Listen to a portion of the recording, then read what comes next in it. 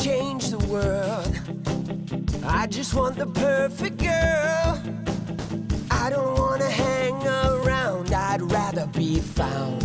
It gets better, I wonder, my pleasure together. Everyone's waiting, anticipating.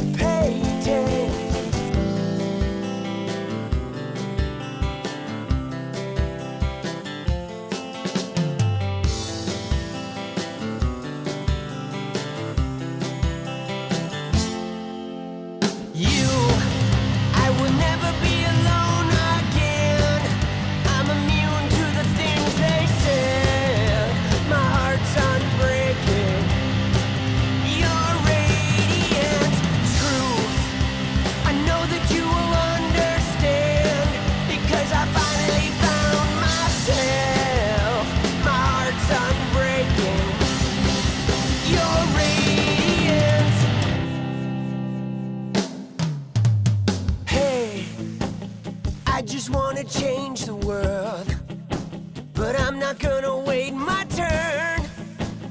I don't ever want to come down, I'd rather be found. It gets better, I wonder, my pleasure together. Everyone's waiting, anticipating.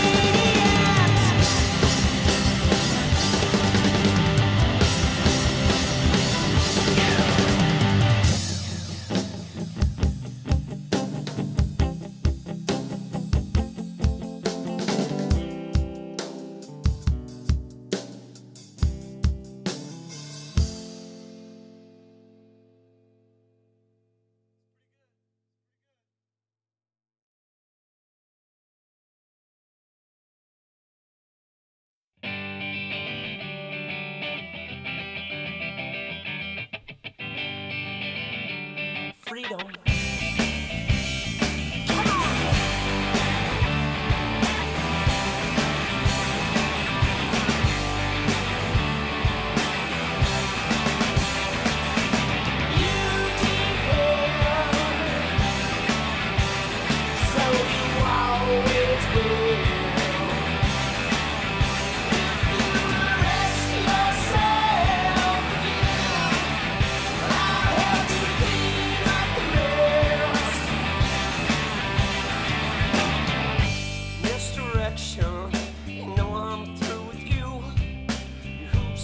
Obsessions always jumping through.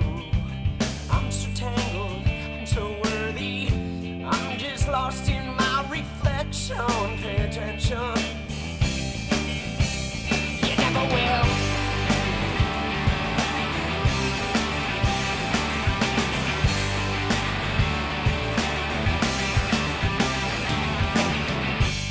I will overanalyze and fall victim. But when I'm lowest, time to get to know myself. I'm still tangled, I'm not worried, 'cause I am caught up in this perfection. Pay attention, yeah, you never will.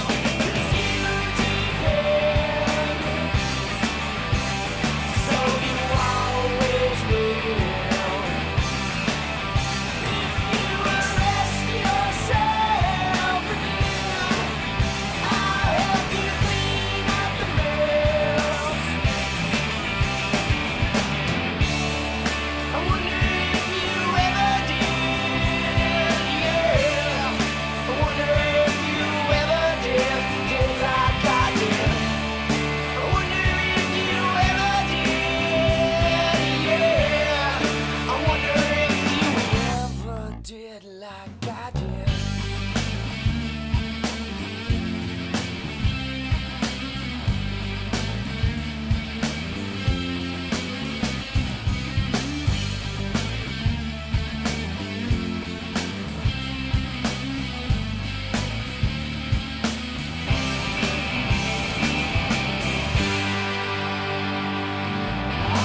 Just wanna be free, yeah. Free, yeah. Free, yeah. Free, yeah.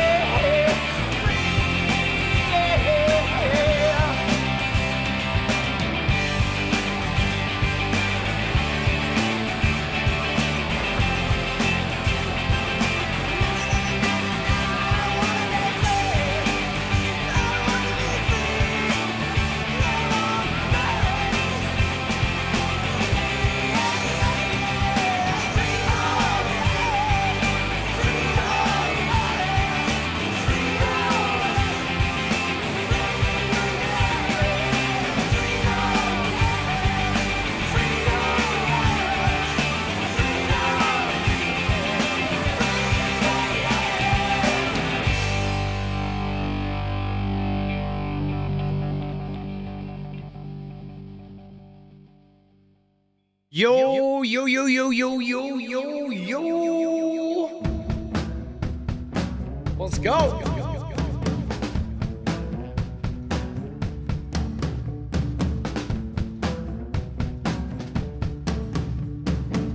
Let's go, let's go. Would it matter if I had nothing to say? Would you want to been what you could not change? It might be everything you hate in yourself. I think the name is still the same, and I will gladly take the blame. Behind a smile I can fade away. I can't remember myself. I can't remember myself. Nothing else is In the way. in the way. Tell me who could be. Once eluded me. Are they chef pants? They are not. They look like them. They're just my New York taxi cab pants. I'm sort of obsessed with black and white checkered squares. When I first lived out of the house at 18, I had a kitchen with black and white tile. I loved it in a fraternity house at UCLA. I'm tripping. I've been here a while, but I won't unpack. I give you my all, but I want it back. Maybe I'm crazy, but I see it in you. You and me. face in the way. My bed sheets look like this.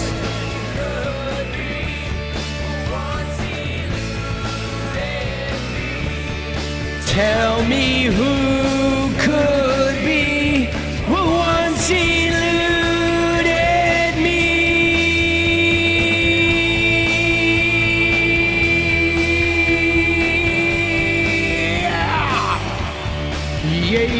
Yeah.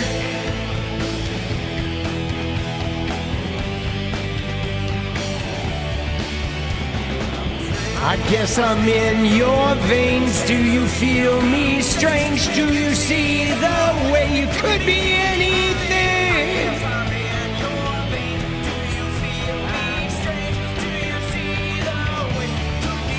Let's go!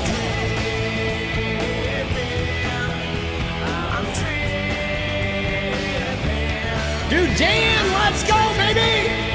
Dangerous, I like that. We got dangerous in the house.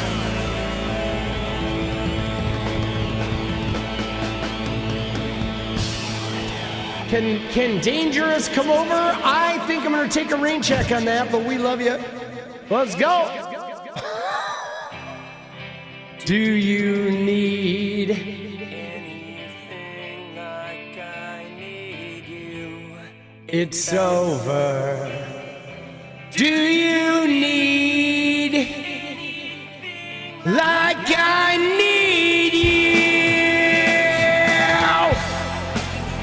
Let's go Friday night! Come on!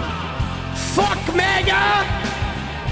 Fucking pieces of shit!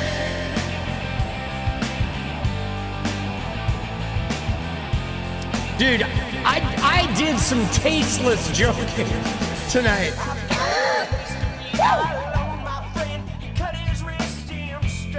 What happened to Twitch? I left. I got a better deal. There's nothing like success. I would rather be in hell than regret. Dude, all right. So to answer the question, am I exclusive? I am. I'll tell you why too. All right, let me just tell you why I made the switch. Okay, so there were a couple of things at play. All right, and I'm gonna go into it real quick. So it was a couple of things at play. First off, my relationship with Twitch had been deteriorating for a while. Okay, and let me tell you why. Because what happened was I blew up and I got really, really big on Twitch, right? Like really big in April, May, June, July, August of 2021, okay? And so at the time, I was like in the top 20 of all Fortnite streamers, okay? In English speaking. Okay, like I was like big, okay? And this was before like none of the pros were streaming at that time. Now, when that happened, I got a Twitch rep, all the trappings that come with like getting big.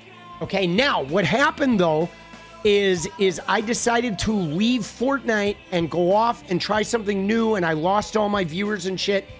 And it's weird because once I wasn't big anymore, while I was in that in-between phase of like regrowing a new thing, Twitch stopped sort of caring about me. They started treating me different, right? My rep didn't have as much time for me. If I got banned or whatever, they didn't sort of respond to my emails.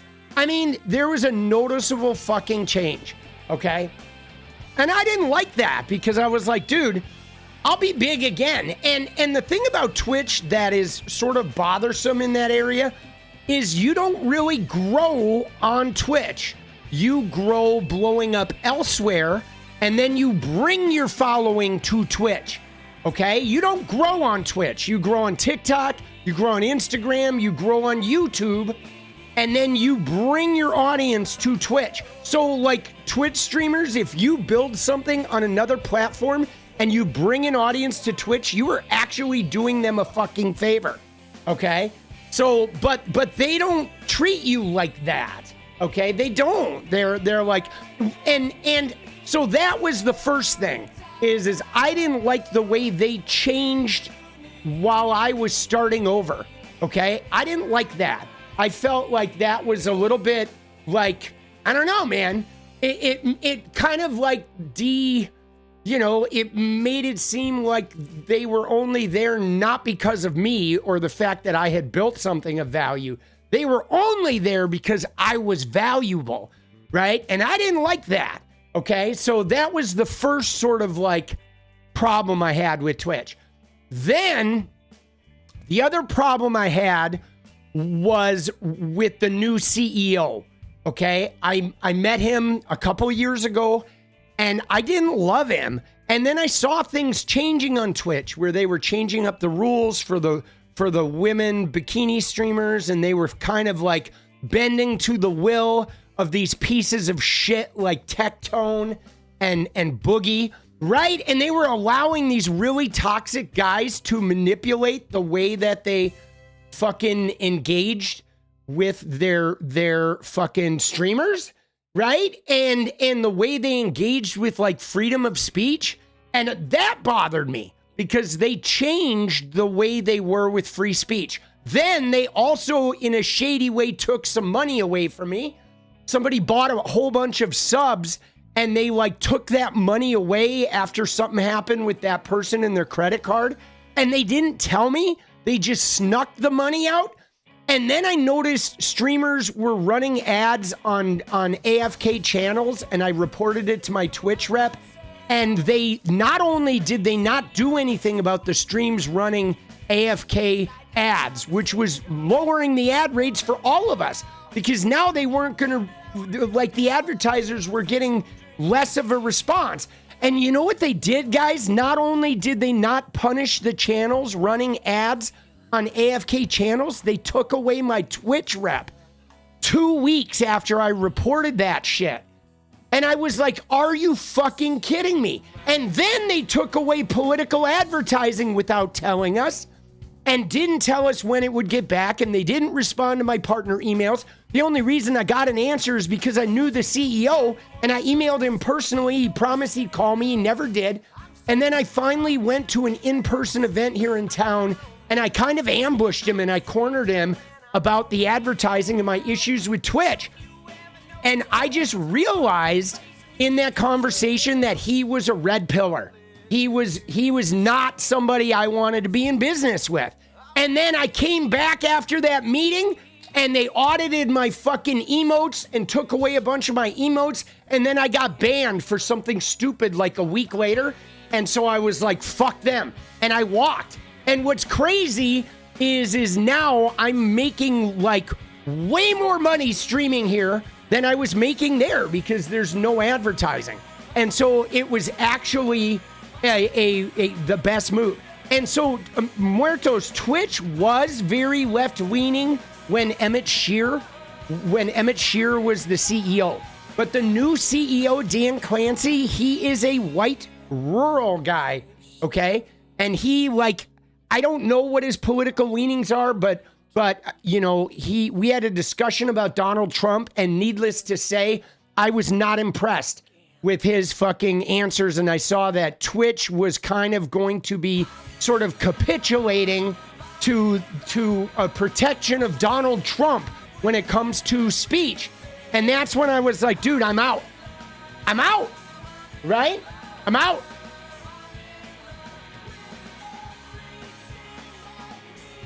So Dan from Destiny is full of shit about Clancy. I don't know who's Dan from Destiny, right? Let's go, guys. Let's go, baby. Dude, hope the money keeps flowing. Yeah, me too. I mean, we're doing it right now. But who's Dan from Destiny? Yeah, I don't know who that is. But yeah. And I mean, dude, I'm not going to say that Dan Clancy is a terrible guy, but we have a discussion. We had a discussion And it was about political advertising, which, by the way, he said political advertising was like coming back in 2 weeks, and it did not. You know, I mean, I was banned. But I just sort of felt like I just didn't want to be there anymore. I felt like it was not the home for me. Because the thing about 2019 when I started streaming is Twitch was very forward with allowing like women streamers, bikini streamers. They protected sex workers. They protected the LGBTQ. And they had a lot of like free speech protections. They protected the things we could say. And they were very good about that when 𝗙𝗵𝗟 was the CEO. And I mean, with Dan Clancy, they were like letting Aiden Ross back. They were fucking letting 𝗙ecie back. You know what I mean? Just doing Fatima, let's go. You know, just doing a lot of shit. Let's go, dude. Fatima, let's go. Super plate Tano, man. Thank you, boss. Dan from Destiny claims Clancy is a lefty and anti-Semite because he loves Hassan Piker. It's a crazy pro-Israeli guy. Yeah, so, well, that's interesting because I did not in my conversation, and mind you, I was kind of yelling at him in this room where I was like, dude, I was calling him out saying, do you actually believe the shit you were saying right now? Like, forget your Twitch policy. Are you telling me you agree with the shit you just said to me? And like personally, your own personal beliefs. But so what I got, Super Plata, what I got from talking to Dan Clancy is I did not get that he liked Hassan at all. Okay? I did not get that he liked him at all. I felt like he was married to him because of the size of Hassan's platform. And he was scrambling to try and like not lose Hassan, but having to begrudgingly like allow like a level of speech that he wasn't even comfortable with himself. That was the impression I got. But again, I didn't get a specific political leaning. Like there are certain things about him that did feel like left wing, but I guess I don't really trust that. Because you know why? Let me just tell you, there's a game that right-wingers play, especially if they're not far like mega deep right. A lot of middle-of-the-road right-wingers behave like they're leftists because they don't want to take any heat for being right-wing. It is really common for you to think people are left-wing, and then because of their omissions or because of the way they talk about certain people that they are, you know, entwined with, but they're not actually left wing because a lot of people just hide it because they know that they get judged and they know that their worldview is usually about money or racism or some shit, right? Or misogyny. And they don't want to fucking deal with that shit. But yeah, it basically came down to him telling me what Twitch was going to consider, like, you know, what was the word for it? What Twitch was going to consider, like, you know, extreme political speech, okay? And I realized that Twitch was going to put me into a category that they were going to be able to, like, fuck with my income at their prerogative, right? Their prerogative. That's what it really is. See, like at YouTube, okay? At YouTube, you have a set of controls with which there are very clear boundaries around the categories. And you can adjust your speech and mute words and you can behave in a way that fits inside their shell. But so what Twitch does, though, is Twitch does not have that clarity. Twitch has a set of very fungible guidelines, and then they make decisions without ever really telling you. You have to divine. So they sort of keep the power of being able to silence or not silence based on their own personal or monetary things, right? They do that shit like the law does, where their shit isn't crystal clear. So if they want to sack you, they can. And if you're a big streamer and they want to keep that money going in, they can let you off. Okay? That's what Twitch does. And I realized in talking to Dan Clancy that I was going to be in one of those gray areas and it was not going to help me grow. Like they were in fact probably going to prevent me from growing. And so that's why I left, because I want to grow and I will grow. And I'm going to get bigger than I was when I did Fortnite, right? I have no doubt about that. But I need a platform that's going to allow me to be me and not fuck with me. You know what I'm saying? And Twitch was definitely fucking with me in a way that I'm not comfortable with. You know, because I don't ask much, but I do like ask for consistency and fucking understandable transparency, you know? You know what I mean? And so, yeah, it was a breakup. It was a long time coming. It was like 2 years in the making. But it was hard, guys. I didn't want to leave Twitch because I felt like I kind of owed them. They really, you know, they like, I don't know. They were kind of there for me during the pandemic. And gave me a platform to be able to like really do something amazing with. And so I liked that and I didn't want to leave. But I realized though that my attraction to Twitch was 𝗙𝗪𝗓𝗏's Twitch and not Dan Clancy's Twitch. Okay, Dan Clancy's Twitch is a different vision. Okay, 𝗙𝗪𝗓𝗏 was like he wanted to protect the fringe voices. Okay, that's what he wanted. He felt like the non-fringe, right? 𝗙𝗪𝗓𝗏, Twitch was like the non-fringe had all the voices. And so Twitch protected the fringes, right? Exclusively to like allow them to have the same microphone that people had on mainstream shit. And Dan Clancy is not about that. He is not about protecting the fringe. He is about corporate interests and about maintaining fucking, you know, he's trying to make it profitable. Like Twitch has never been profitable, and I think he's trying to make it profitable and put a feather in his cap so he can go get a golden parachute paycheck from like some other company, right? He's trying to do that 1 in a million thing where if I can just squeeze this into a profitable thing one time, I will be the guy that made Twitch profitable, even if I ruin it. And then I can go and I can get a huge paycheck going into a brand new company. I think that's his goal. And I don't like that goal, right? I fuck that goal. I don't agree with that goal. I don't want to help him on that goal. You know what I mean? I don't. Fuck him, bro. But it was sad though. It was a sad day. All right. But anyway, all right, there you go. Dude, you ready? Yeah, you're not they. Yeah, so, all right. So, dude, you ready? Here's what we got to do is there's a couple of things. One, I want to look into obviously Tyler Robinson. There's a lot of shit been going around. A lot of shit been going around. Okay, a lot of it. And a lot of it is misinformation. I've seen people spreading Photoshop pictures of him with a Trump shirt, which is fake. Right. Obviously, the thing that really bothers me about this is that you know, the right wing is going to portray this and mark this. You know what I'm saying? They are going to call this radical left-wing violence, and they're going to try to crack down on left-wingers as much as they can, regardless of Tyler Robinson's truth. Okay?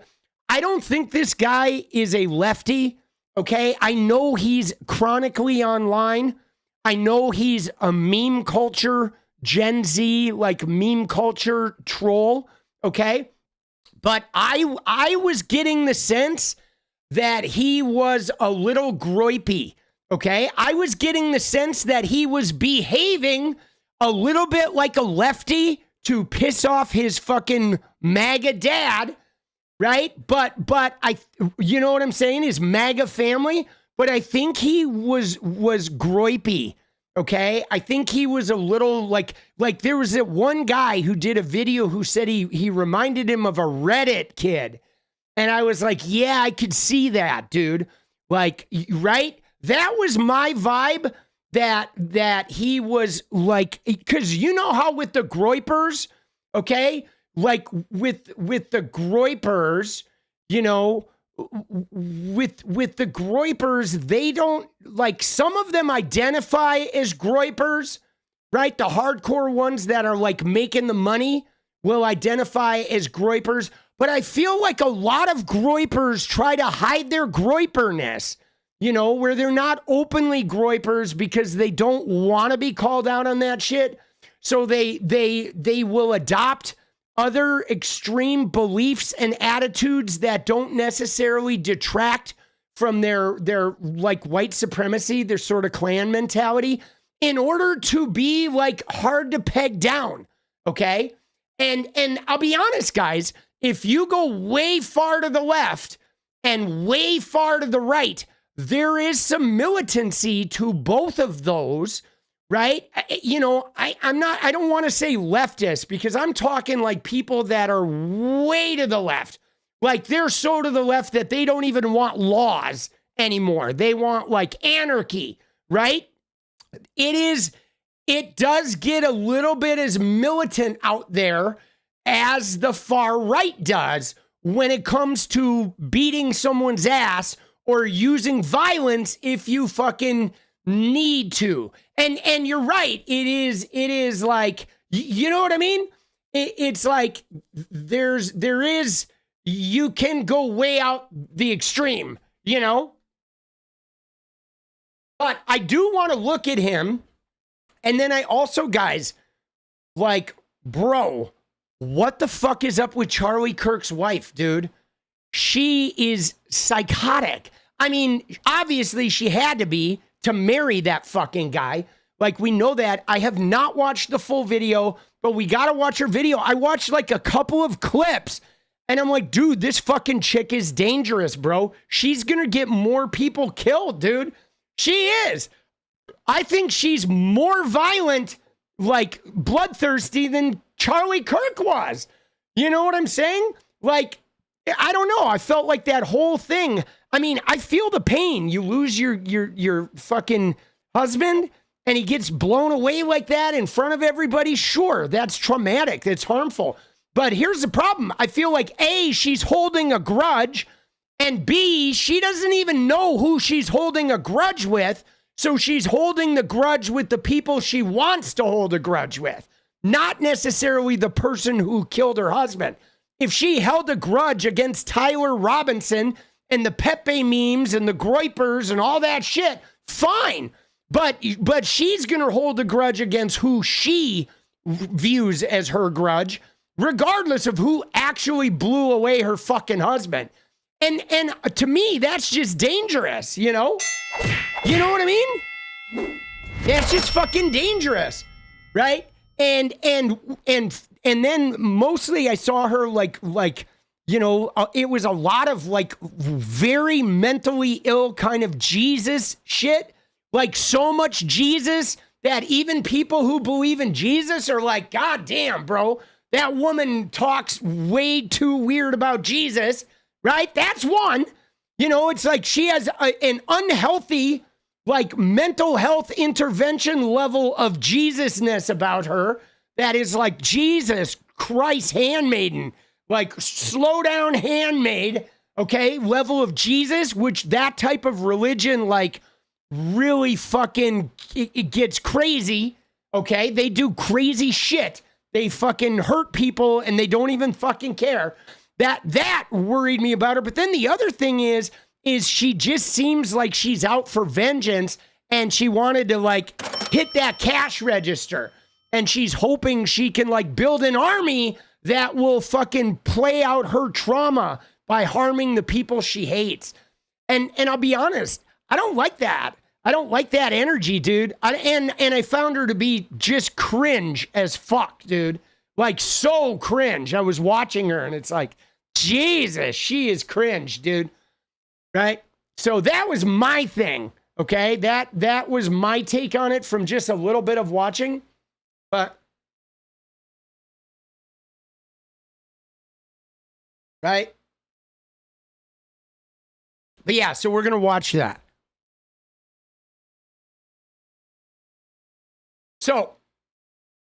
So yeah, and then I want to read a little bit more of that article that we were reading last night about Ghislaine Maxwell and the new email leak. Okay, so we're gonna fucking look at some of this shit. We're gonna get in here. Hold on, I gotta get something fucking prepped up here. I got multiple secret windows open.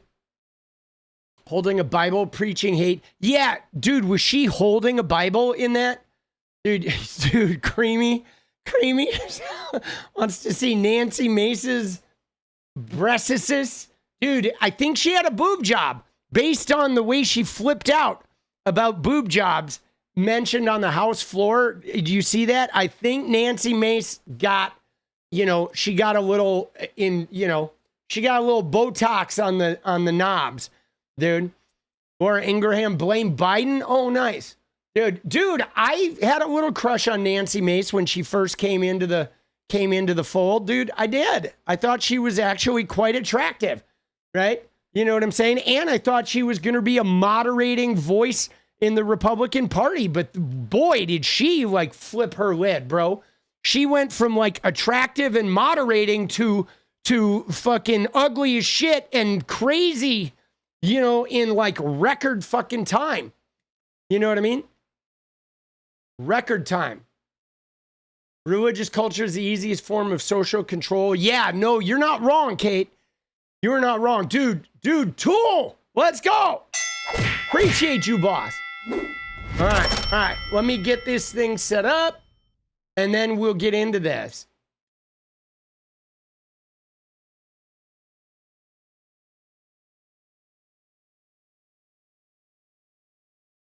Dude, did she have a Bible?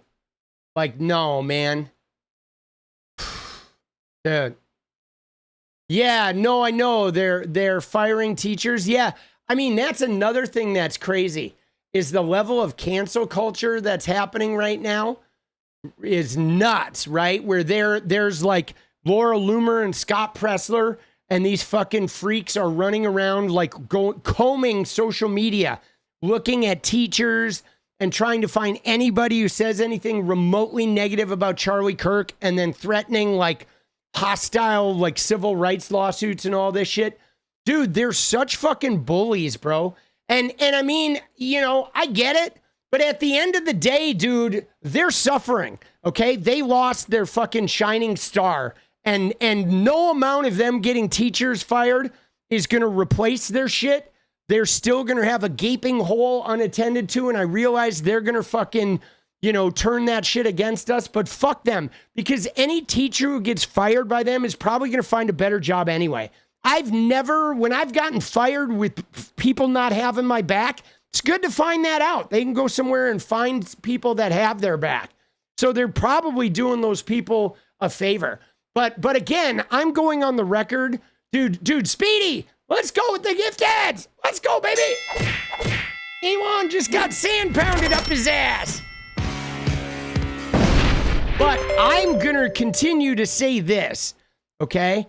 I'm going to continue to say that Charlie Kirk was a piece of shit. And I'm sorry that he got shot. I know it's tragic when human beings get blown away like that in acts of violence or in acts of political violence. It's not just political violence. There's a lot of fucking kids that have gotten blown away at school that didn't get the fanfare. They didn't get the $1 million bank accounts from fucking Tucker Carlson. They didn't get the outpouring of support from going on the fucking TV. They got a president saying, get over it, right? Remember?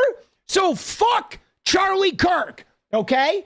I'm sorry he got blown away, and it sucks that you die of violence, but he ain't special, okay? Compared to all the fucking thousands of school kids that have died the same goddamn way with no money and having Charlie Kirk and those motherfuckers say, get over it. Sorry, our Second Amendment's more important than your life. So fuck them, okay? Fuck Charlie Kirk and fuck them and fuck this idea of fucking having decorum. It's fuck you, MAGA, you fucking pieces of shit. Seriously, that's how I feel, man. It's I'm tired of that. They showed no grace. And I'm extending Charlie Kirk more grace Then he extended the victims of school shootings. And if you got a problem with that, you can go fuck yourself. Okay? I don't fucking care. That's my take on it. But enough with the violence already. Okay? And enough with the fucking oppression. Your religious oppression. Take your Bible and stick it right up your fucking ass, bro. Jesus. I want the Bible out of government, man. I do. I do. I want the Bible out of government. And again, guys, you know, the thing is if we watched a video, and we're gonna watch many more videos about it. But we do. Joseph, let's go, baby. You know, I saw this thing though. You ready? You ready? I saw this thing that I thought was really interesting. That I don't remember where I found it, but it was this graphic right here. It said, I don't support what happened to Charlie. Charlie supported what happened to Charlie. Oh, yeah. I mean, that's the shit that they don't want to fucking, right? That's the shit that they don't want to acknowledge, right? Right there. I don't support what happened to Charlie, but Charlie supported what happened to Charlie. So fucking don't look to me for sympathy, right? I mean, seriously, when you live with that kind of hateful rhetoric saying the left is trying to slit the throat of America, and you're constantly saying woke people and Marxists are enemies and Islam is a scourge and all this other shit, right? And you preach that violent language and then you hide by saying, oh, it's just words. And then somebody blows you away? Like, dude, and you're going to act surprised? Like, really? You walk around like demonizing everybody but white Christians, and then when somebody blows you away, you're surprised. Like, come on, man. Maybe you need to expand your world to include more than just like white Christians that with undying support for Israel. Like, maybe you need to expand out and realize there's a whole bunch of different people out there. There's gay and trans and black and white and brown, and like, you know, you talk shit. He talks shit about Martin Luther King. He fucking talks shit about women. He said he'd force a 10-year-old girl to deliver a rapist baby. Like, dude, he was just a despicable, degenerate, fucking religious zealot that was trying to force us all to live under his control through the fucking Bible. And we're supposed to believe it's good for us. But I mean, I look at how he ended up and who shot him, and I don't think it was really good for him. Because think about this, guys. Okay, think about Tyler Robinson. Okay, regardless of what Tyler Robinson's political beliefs are. You ready? Think about this. Okay, think about this, guys. Let's forget about Tyler's politics. Let's forget about he's left or he's right or he's Groyper. Let's just look at his life. Okay, Charlie Kirk said, you need God. You need religion. This kid was raised in a devout religion. Charlie Kirk said the Second Amendment and guns are very important. This kid grew up around guns, acceptance of guns from the very earliest age. Charlie Kirk said traditional family was important. This kid had mom and a dad. Everybody's straight, they're white, they're cis, they're traditional, fathers in law enforcement. This kid had the exact upbringing that Charlie Kirk thought was good.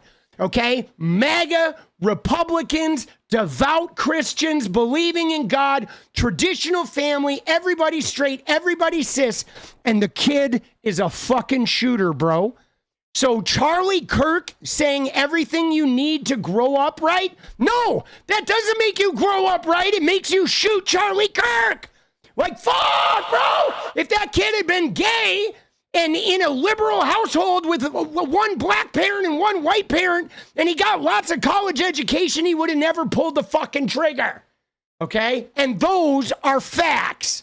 So there you go. We just saw that the Charlie Kirk worldview of everything you need to be a good person is the very thing that created the person who killed Charlie Kirk. So don't fucking talk to me, okay? Seriously, don't talk to me. That's factual, okay? We now have evidence. We have evidence, bro. I mean, Charlie has evidence. He fucking lived it, bro. Like, come on, man. You know? Like, so there. So don't tell me you need to be with Republican parents with religion and early access to guns and the traditional family, because obviously that creates some shooters, guys. Okay? And that's just how I see it.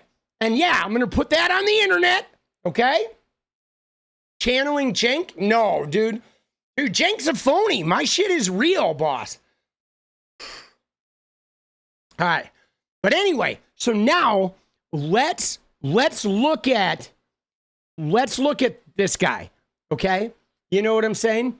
Let's try to figure out who this guy was. Okay? Now, guys, I don't know a lot about Groypers. Okay?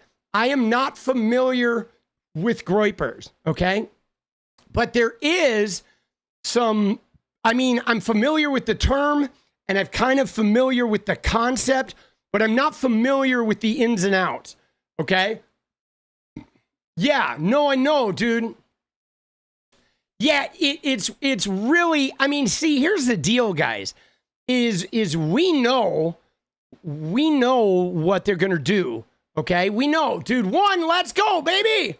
Dude, we know that they're blaming the left, and we know that, right? We know that they're blaming the left, and we know that what they're going to do is, as soon as they find out he's kind of one of theirs, they extend him a whole bunch of grace. Okay? You may have noticed, like, Nancy Mace went from walking around using the T slur about transgender people to, like, oh my God, I'm going to pray for this guy and you should too because he's just lost. Right? Right? If it was a transgender person, Nancy Mace would have been, they're evil, they're mentally unstable, they're the devil. But as soon as it was a white guy, Groyper adjacent, Nancy's like, oh, I'm going to pray for him. He's just lost. Right? He just lost the sheep is all. Right? And that was so phony. Right? Emma called her out in a really good way, dude. Emma Vigeland, again, Emma came to bat and fucking cracked one out of the park, dude. She did. She called out Nancy Mace perfectly earlier today, right? Where she gave her shit.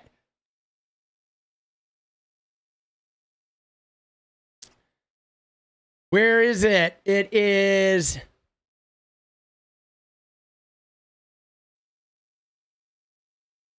Yeah, no, she had the perfect response to her. Okay? She did. Did I miss it? I may have missed it. Oh, I'm not on her page. I was like, dude, what am I doing? But no, I thought Emma fucking...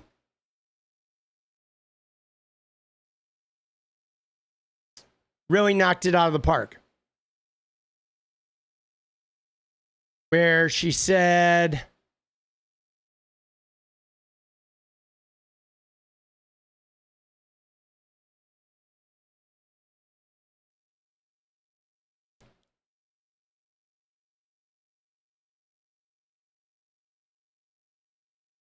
Dude, Emma's been on fire lately. Dude, why am I not seeing it now? Dude, I can never find this shit.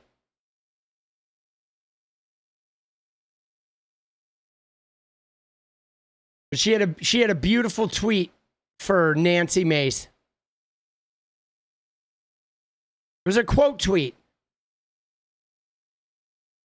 Oh, right here. Oh, no. That is Mike Drucker. But hers was like that. Dude, where is it? It can't be gone, can it?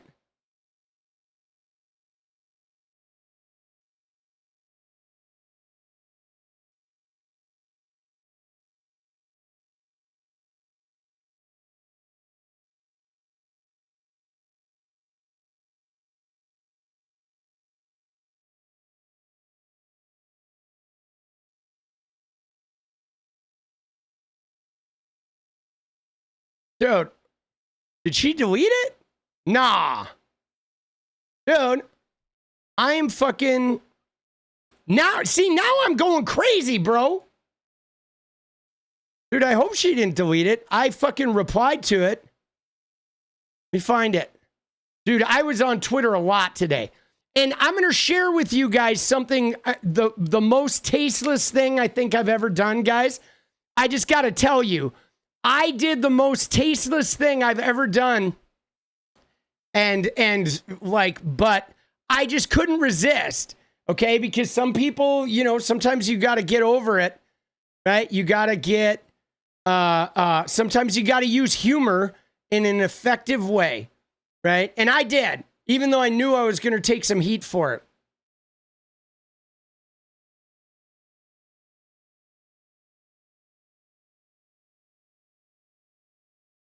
But dude, now I'm starting to wonder what I fucking saw here, dude. If I'm fucking crazy.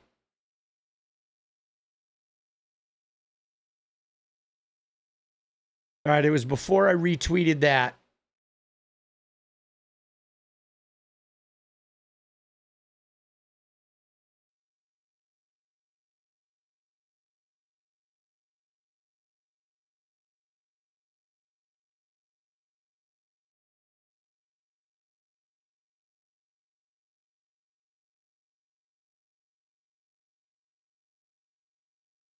Dude, there's so much like rhetoric around that is like so crazy. Like I did go around and gloat a little. I know that's juvenile of me, but I did fucking gloat a little. Yeah. Oh no. You know what it was? It wasn't Emma. It was Julie Roginski. Okay, never mind. I just saw the hair and didn't look at the name. I thought it was Emma, right? But it was this woman. It was Julie Roginski. All right, my bad. All right, that's why I couldn't find it. But she said, would you still pray for him if he were a 𝗙ecie or 𝗙cie supporter, as you baselessly accused the killer of being before he was even identified? This is the kind of sick rhetoric that is dividing this country, and it needs to stop. And it's so true, right? Because yesterday she was running around throwing 𝗙cies around like a psychotic fucking bitch. And today she says, we know Charlie Kirk would want us to pray for such an evil and lost individual like Tyler Robinson to find Jesus Christ. We will try to do the same. Dude, like, there's no way, bro. You know what I'm saying? And I fucking laid into her too, dude. I did, right? I did. I told her, I said, this kid was raised on religion and guns and MAGA, and it turned him into a killer, right? Like Charlie Kirk's philosophy killed Charlie Kirk. And then I did call her a hypocritical, brain dead bitch. But all right, so now can I share with you like my tasteless moment? Because, dude, don't judge me. Okay, don't judge me, but like I said, Charlie Kirk's wife really like rubbed me the wrong way. She did. I don't like Charlie Kirk's wife. So what I did was, let me take you through this and I'll share it. All right, because it's pretty tasteless though. Okay, it is. Don't judge me. Okay.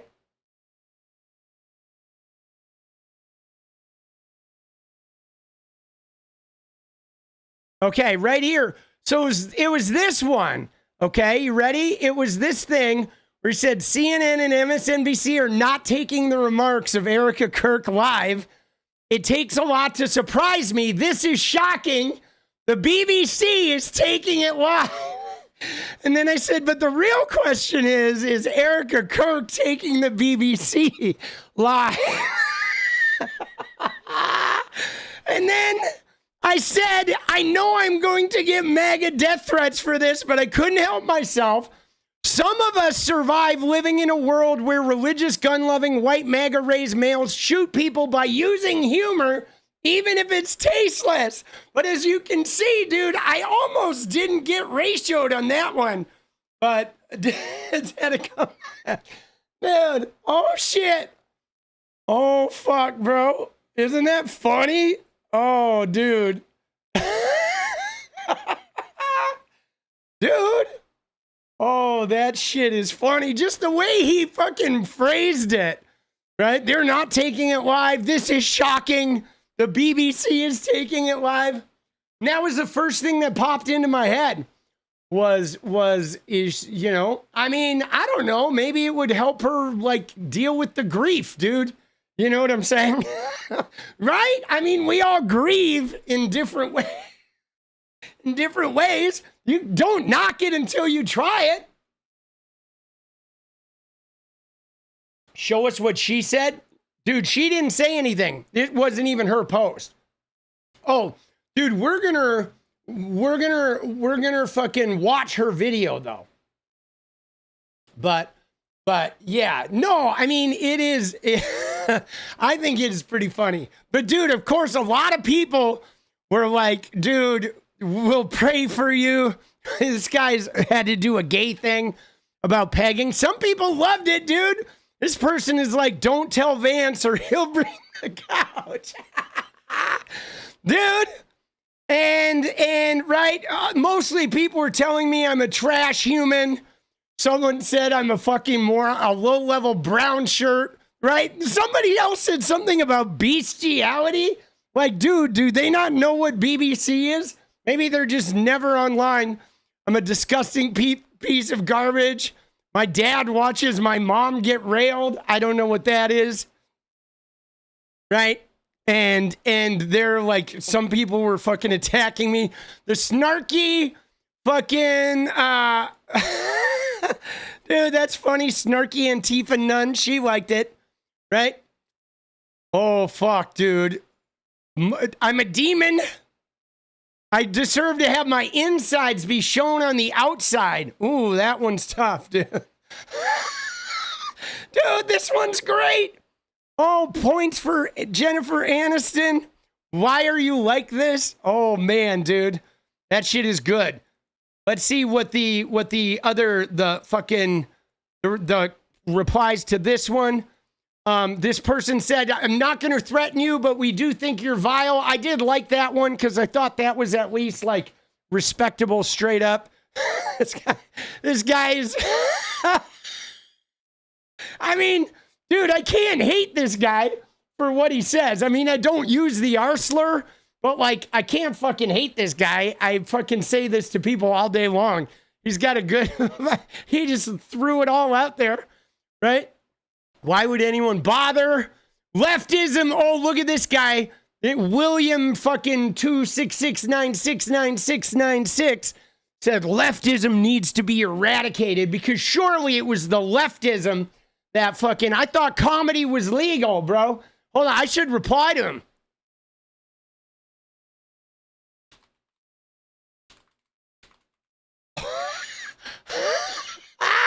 Dude, I thought comedy was legal, dude. Oh, I didn't get the memo. It's illegal again. My bad. Dude, this guy is funny. Dude, what's even sicker is that you knew this was sick and twisted and evil thing to say, and still you said it. What a depraved soul. Mind-boggling. He's some, like, follower of Christ. Now, what's interesting about it, though, is, this guy is the follower of Christ. He said, I'm not a good person. But what's interesting about it is I thought it was funny, man. Right? Dude, right? This guy pulled it in, right? He said, you have the right to offend. You shouldn't have your throat blown out for it. I was like, all right, that's fair. That seems fair. Right? Dude, I'm worthless scum. Perhaps we should point those males in my direction. All right. I think that's saying he wants me to get raped by some dudes. But whatevs. Dude. That shit was wild though. Oh man. So normally I don't get that tasteless, guys. I normally like don't get that tasteless, but I find Charlie Kirk's wife, I'll be honest, dude. I find Charlie Kirk's wife to be like very problematic. I don't like her, man. I don't. I think you know who she reminds me of, guys? I'll tell you, she reminds me of Stephen Miller. Okay, she does. She has that same type of severity mixed with religious fucking like ego, right? Like religious ego mixed with retribution and brimming hellfire. And I will carry a grudge until the day I die kind of shit, right? And so I don't like that stuff. But anyway, you know, I did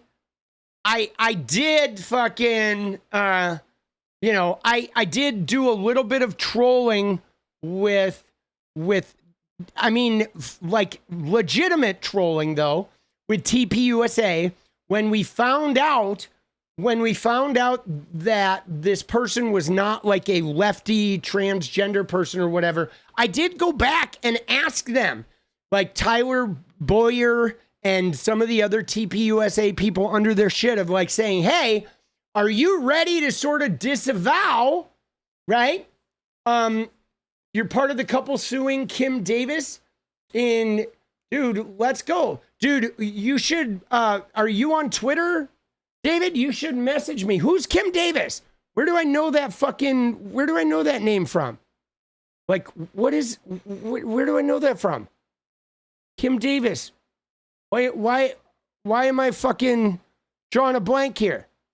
Dude, yeah, like, who is she? Oh, yes, the one who's trying to get Oberfell overturned, right?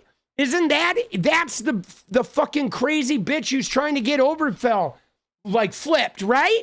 Right? The one who looks like the handmaid? Oh, my God, with her, like, her Mennonite-looking dress or whatever. Oh, shit, I made a video about her. Dude, she is fucking crazy. Yeah, dude, David, are you on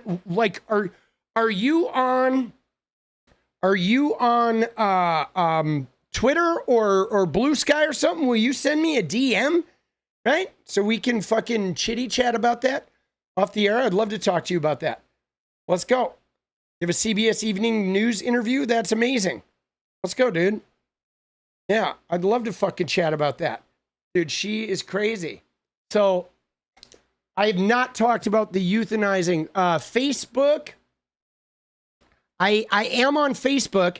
You'll find me. You have to look me up by my actual name, right? If you're looking me up on Facebook, look me up by my actual name. I am on there, right? I don't use it a lot, but I'm on there. You'll recognize me too. It's like right? You look for this. It's the death threat photo. I got some death threats today, right? And so I'll show you what my Facebook profile photo looks like, because it's the one. They went to my Facebook and they took my Facebook profile. I mean, this is such the death threat, right? The right-wing death threat thing to do, where they hate me on Twitter and then they go to my Facebook page and take my Facebook profile picture and bring it back to Twitter to give me a death threat. Like, really? Dude, that is such a fucking right-wing thing to do, boss. Right? It is. I think it's, like, hilarious, bro. Is this one? This guy who said, ironically, this will be the same face you make when you get what's coming. Right? Right? And fucking somebody violated the rules so bad they actually deleted his tweet. But this guy, America's favorite deplorable, LGBFJB111111, he went to my Facebook, bro. Oh, shit. Isn't that funny? LGBFJB11111111. Like, what a fucking loser, bro. You know what I'm saying? Like, dude, I'll see him in Valhalla, I guess. Right? That's all I can think of. Right? I'll see you in Valhalla. Oh, shit. Oh, fuck, bro. Yeah. Oh, fuck, dude. All right. Oh, Jesus, dude. That's there it is. Oh, my God, dude. All right. So let's try to get to know this Tyler kid. All right. All right. So what do we got? What do we got on Tyler, kid? All right. We're gonna make our way through all the shit in the Reacts channel on that we got on Tyler. Okay. Like, obviously, there's this one. I saw this one. I think I saw Mike from PA talking about this.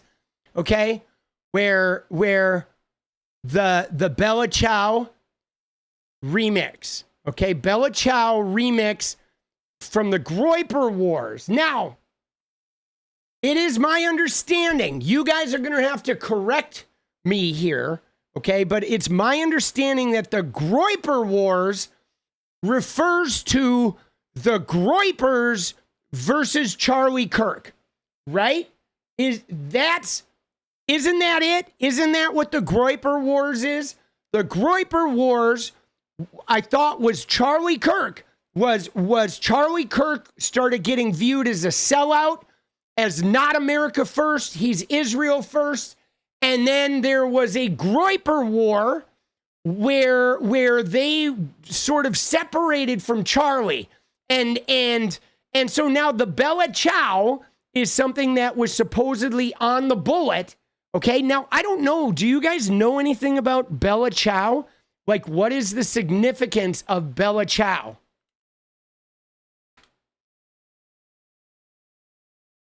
So it's an Italian folk song that is an anti-fascist. During World War II, it's a symbol of freedom, a rallying cry for the global left.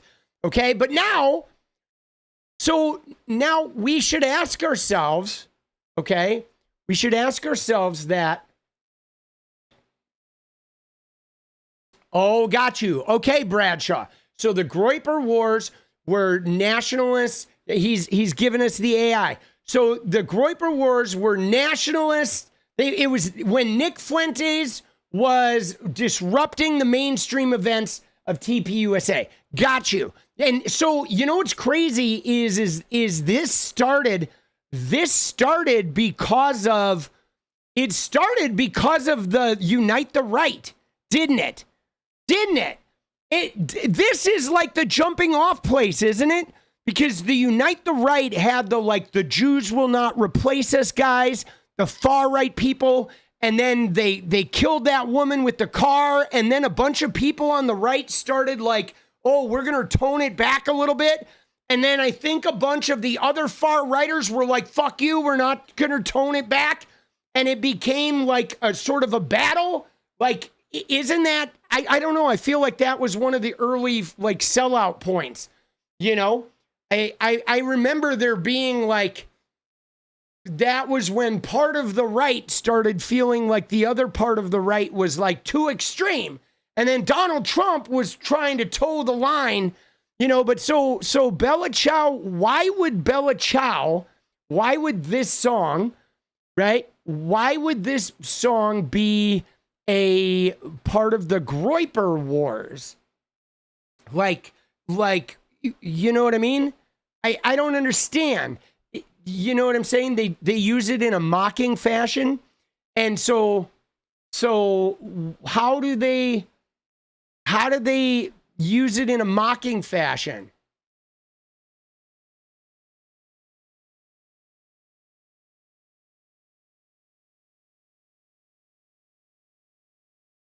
Let's see if AI can help us.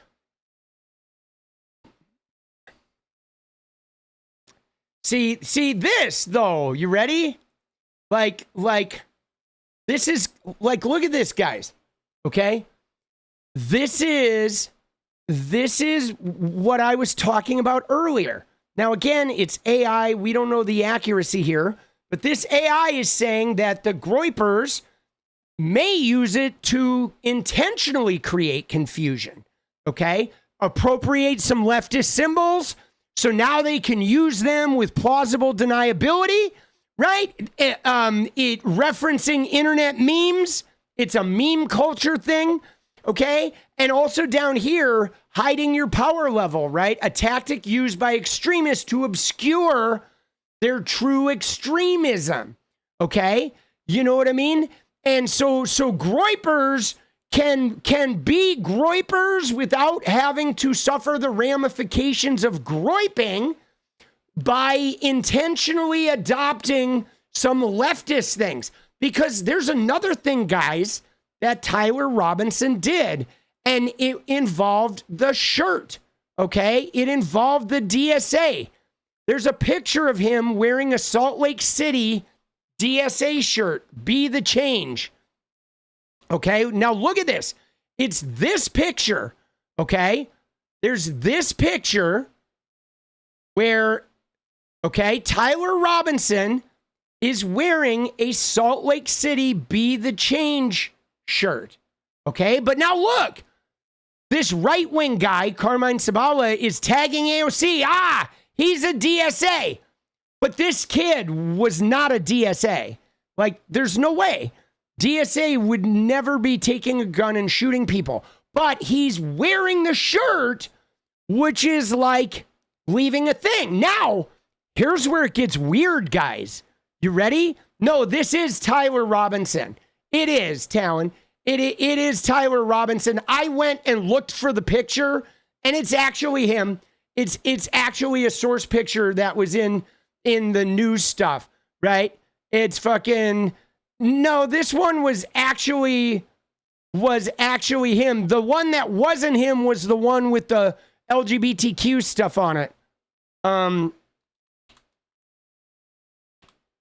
Right? Hold on, let's find it. Right?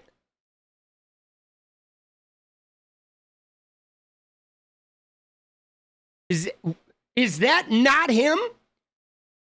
I mean, it's weird. Now I'm a little confused.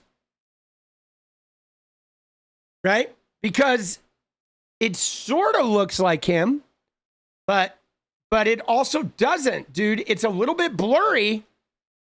And this guy covered the face.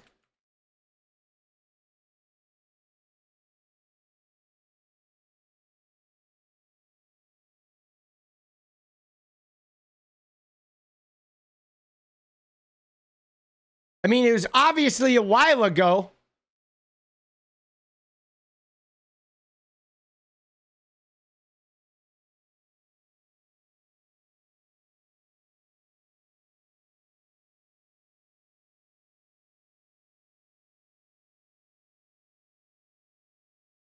Oh, yeah. That's not him. That's a different nose, dude. Yeah, that's not him, dude. Not him. Very different nose. You're right. All right. Yeah, all right. Touche. Yeah, busted. But dude, people have used that picture, guys. Okay? People have used that picture. Hold on. I got to reply. Dude, I got to reply to a tweet, though, because there was somebody that fucking spun that on me earlier. All right. Hold on. Let me find this shit.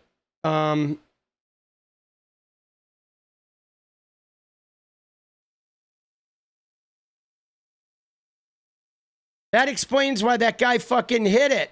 Hold on.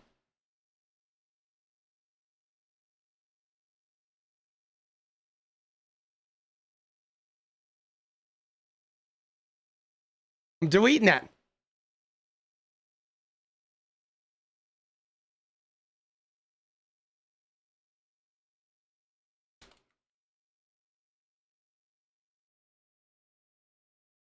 There you go. Delete your account. Delete. All right. Good. I replied with a thoughtful reply. I feel so taken advantage of. All right. Dude. So anyway, all right. Scratch that. We're going to forget that. But hold on. I'm going to move that up here because we're going to save Ghislaine for later. Okay.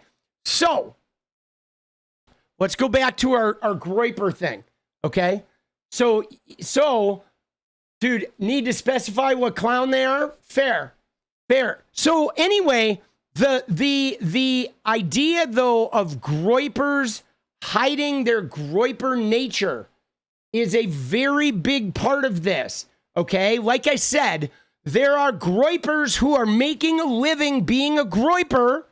Okay, and those guys are out. I feel like, you know what it is, guys? Here's what I feel like it is. I feel like Groypers is like 1980s homosexuality. That's really what Groypers are right now. And bear with me when I say that, because in the 80s, there were a lot of guys who were gay, but they didn't want anyone to know they were gay because they were worried about getting fired.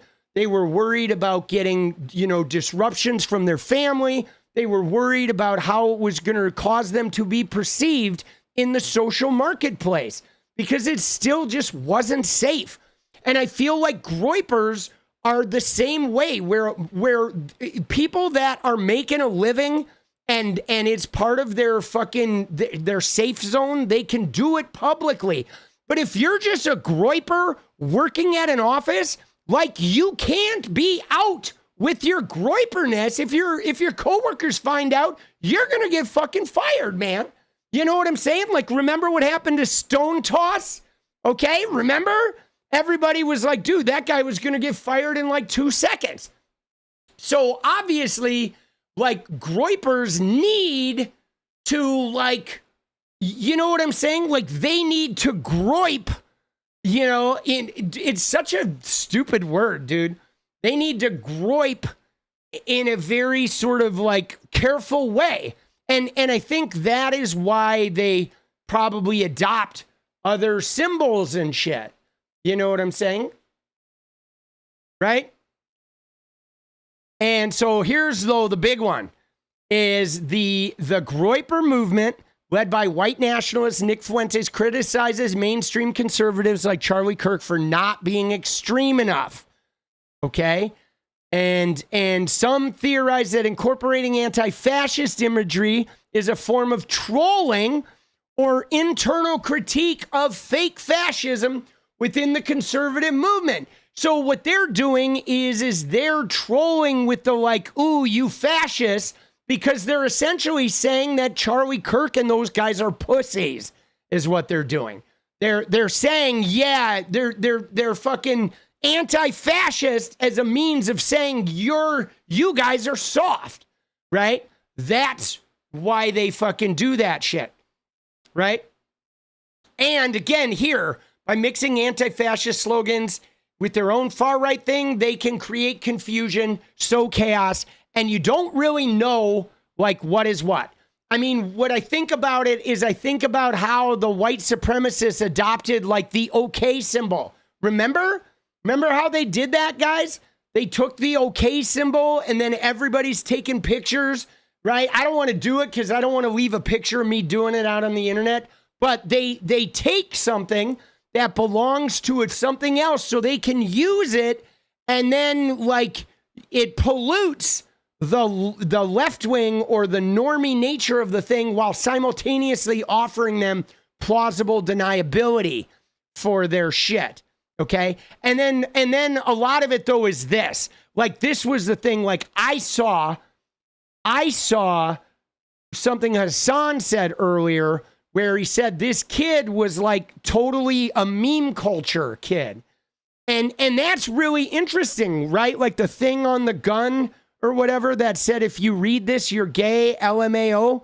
Like, that is such an online sort of like gamer Discord sort of thing, right? You know what I mean?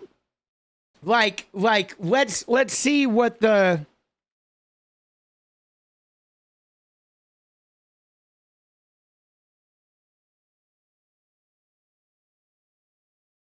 So let's see what we got here.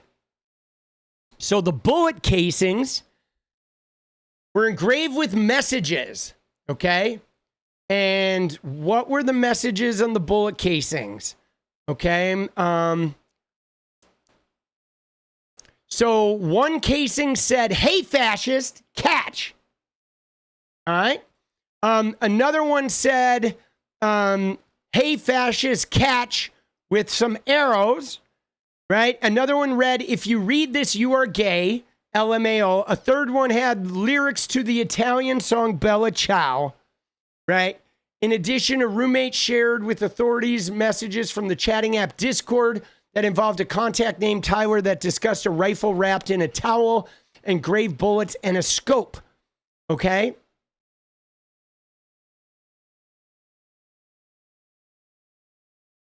All right, Bella Ciao is an Italian folk song, right? It's still heard on Liberation Day in Italy.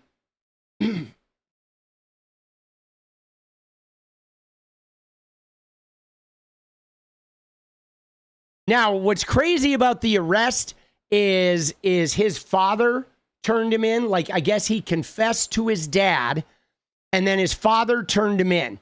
And now his father's been with the sheriff's department for like 27 years. So his father had to turn him in. You know what I mean? You know what I'm saying? His father had to turn him in, right? He did. I mean, otherwise he would be an accessory. His pastor turned him in. No, I thought it was his dad. I thought it was his dad.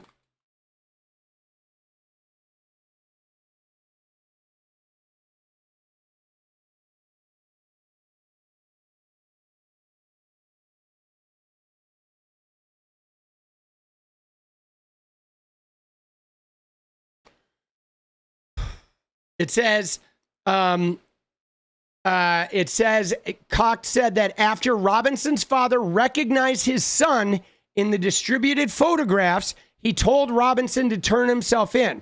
Robinson initially said no, but later changed his mind. The father then called a youth pastor, who is also a U.S. Marshals task force officer. The officer advised the father to have Robinson stay in place, and then they got the FBI and had the FBI come and pick him up. So they brought the youth pastor / marshal in to sort of be a liaison in getting the FBI there to make sure that, like, you know, nothing crazy went down and all this shit happened in the privacy of his own home. But right during the press conference, they interviewed his roommate, which showed him a message. The content of the messages included messages affiliated with Tyler about retrieving a rifle from a drop point, leaving it in a bush. They referred to engraved bullets and scope and yada, yada, yada. So it was a 30-06 bolt action rifle, an old Mauser, right? And that's what they found in the fucking park. Okay. Again, dude, yesterday, when I saw this, I thought it was pretty pro the way he jumped off with the thing. But I did mention two things yesterday that made him seem not like a pro. Was leaving a palm print on the building. Okay. Obviously, like a pro would have fired the gun and then would have worn gloves until he got off that building. And then he would have taken the gloves off, and he certainly wouldn't have left the gun in the fucking bushes. There would have been some plan, right? Yeah, not wearing gloves. Did he leave a screwdriver too? Right? I think he probably, I'd be honest, guys. I would imagine that what happened is he, after he fired the bullet and saw Charlie die, I am certain he had a panic reaction, right? I mean, if you talk to anybody in the military or anybody who is a cop that has taken a life, or even people who've shot in self-defense, they tell you, like, after you do it, there's just a moment of realization where, unless you're a fucking sociopath, there's like a moment of realization where you just, oh, fuck, bro. You just realize what you did. You know what I mean? I'm sure he was like reality dawned upon him after that. You know what I mean? Right? But yeah, no, he, like, I don't know, dude. I mean, I do want to look at this video, because I thought that this video was interesting right here, right? Where I said chronically online plus desperately needing to fit in equals potential extremism.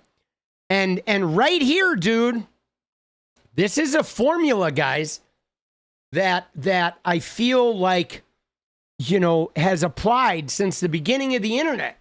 It's easier now, okay?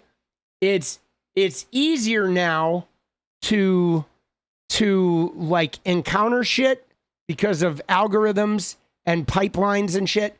But you go way back to like the 90s, early 2000s, there were chat rooms that were a little off the beaten path. But when you have a lot of contact that isn't face to face, right? When you have a lot of chronically online, like non-face to face, like interactions to where there's not an emotional, like in a face to face interaction, you say something or do something and you see the reaction. You're able to take in the reaction of your statements. When you're online, when you're in a chat room, when you're doing shit where there's no vocals or anything, you don't get that feedback. So when you are chronically online, where you're interacting with people without feedback, and you are desperate to fit in, I feel like it makes you have a particular type of vulnerability where you will sort of like go outside your normal boundaries in an effort to find a place that feels like home. And it really leaves people vulnerable to be pulled in directions that you might not end up going. Can you do a recap? I mean, I'm working on it, boss. The recap is mostly going to be, you know, watch the YouTube videos, the non-lives, if you want to see recaps. I'll be making them tomorrow. You'll see them tomorrow. But I'll be making videos of all this shit. But so I feel like this is a particular danger here where it's like the having those interactions without emotional feedback. So your emotions get sort of cut off and stunted, and then having a desperate need to fit in, it's a dangerous combo, okay? It's a fucking dangerous combo. But this guy said something that I thought was really interesting. I went to school with this Tyler Robinson kid. I'll show y'all. That's him right there, Tyler Robinson. I'm not trying to like clout chase, make this shit about me, but I'm not gonna say I knew this kid really well. I didn't know him very well at all, but I definitely saw him for like 3 straight years in high school. And the best way I could describe him is just like a Reddit kid. I don't know, I feel like if you were in high school around that same time, and even probably now, like 2018, and then like, you know, those kinds of kids, but that's exactly what he was. All I'm gonna say is this is the kind of shit that happens when you spend way too much time online, and all of a sudden your beliefs are all the way this way or all the way this way, and you do some dramatic shit to please these people that are not your friends. This internet shit is seriously no joke. Dude, I mean, it's kind of interesting, right? That like, you know, and I listened to that and I just summed it up as chronically online plus desperately needing to fit in. And one of the things that's really like, I feel like there was the pandemic really sort of fucked us up here. And here, let me do a dance goal real quick. Good night, baby. Good night, love. Love you. You smell good. Yeah. I smell like shit, but you smell wonderful. All right. So dance goal, $2 super chats or more, 10 of them we dance. But so anyway, the pandemic, you may have noticed, guys. I don't know if you noticed this, but I noticed because I became a famous gamer in the middle of the pandemic, okay? And I am very left-wing, and I was very left-wing while I was becoming a famous gamer. I was wearing defund the police t-shirts and all that. I was going to, you know, fucking, you know, protests, the BLM protests while I was becoming a gamer. But so something happened during the pandemic where we went into the pandemic. Let's go, Breckos. Thank you. We went into the pandemic like compassionate and caring and pro-LGBTQ and like trans people getting rights. Dude, let's go, baby. It's coming in, right? We were, dude, let's go. Dude, 20, that's crazy. Dude, Gen X, let's go. Right? You know what I'm saying? Like, we went into the pandemic like compassionate and accepting and advanced. And by the end of the pandemic, a bunch of negativity and toxicity and anti-LGBTQ and kind of racism and misogyny had taken hold, right? There was the Me Too movement. There was like a bunch of rights were expanding. And then what we did was we got into the pandemic and everybody got separated and everybody started having those interactions with no feedback. And we all got split up by algorithms and a bunch of people got pipelined during the pandemic.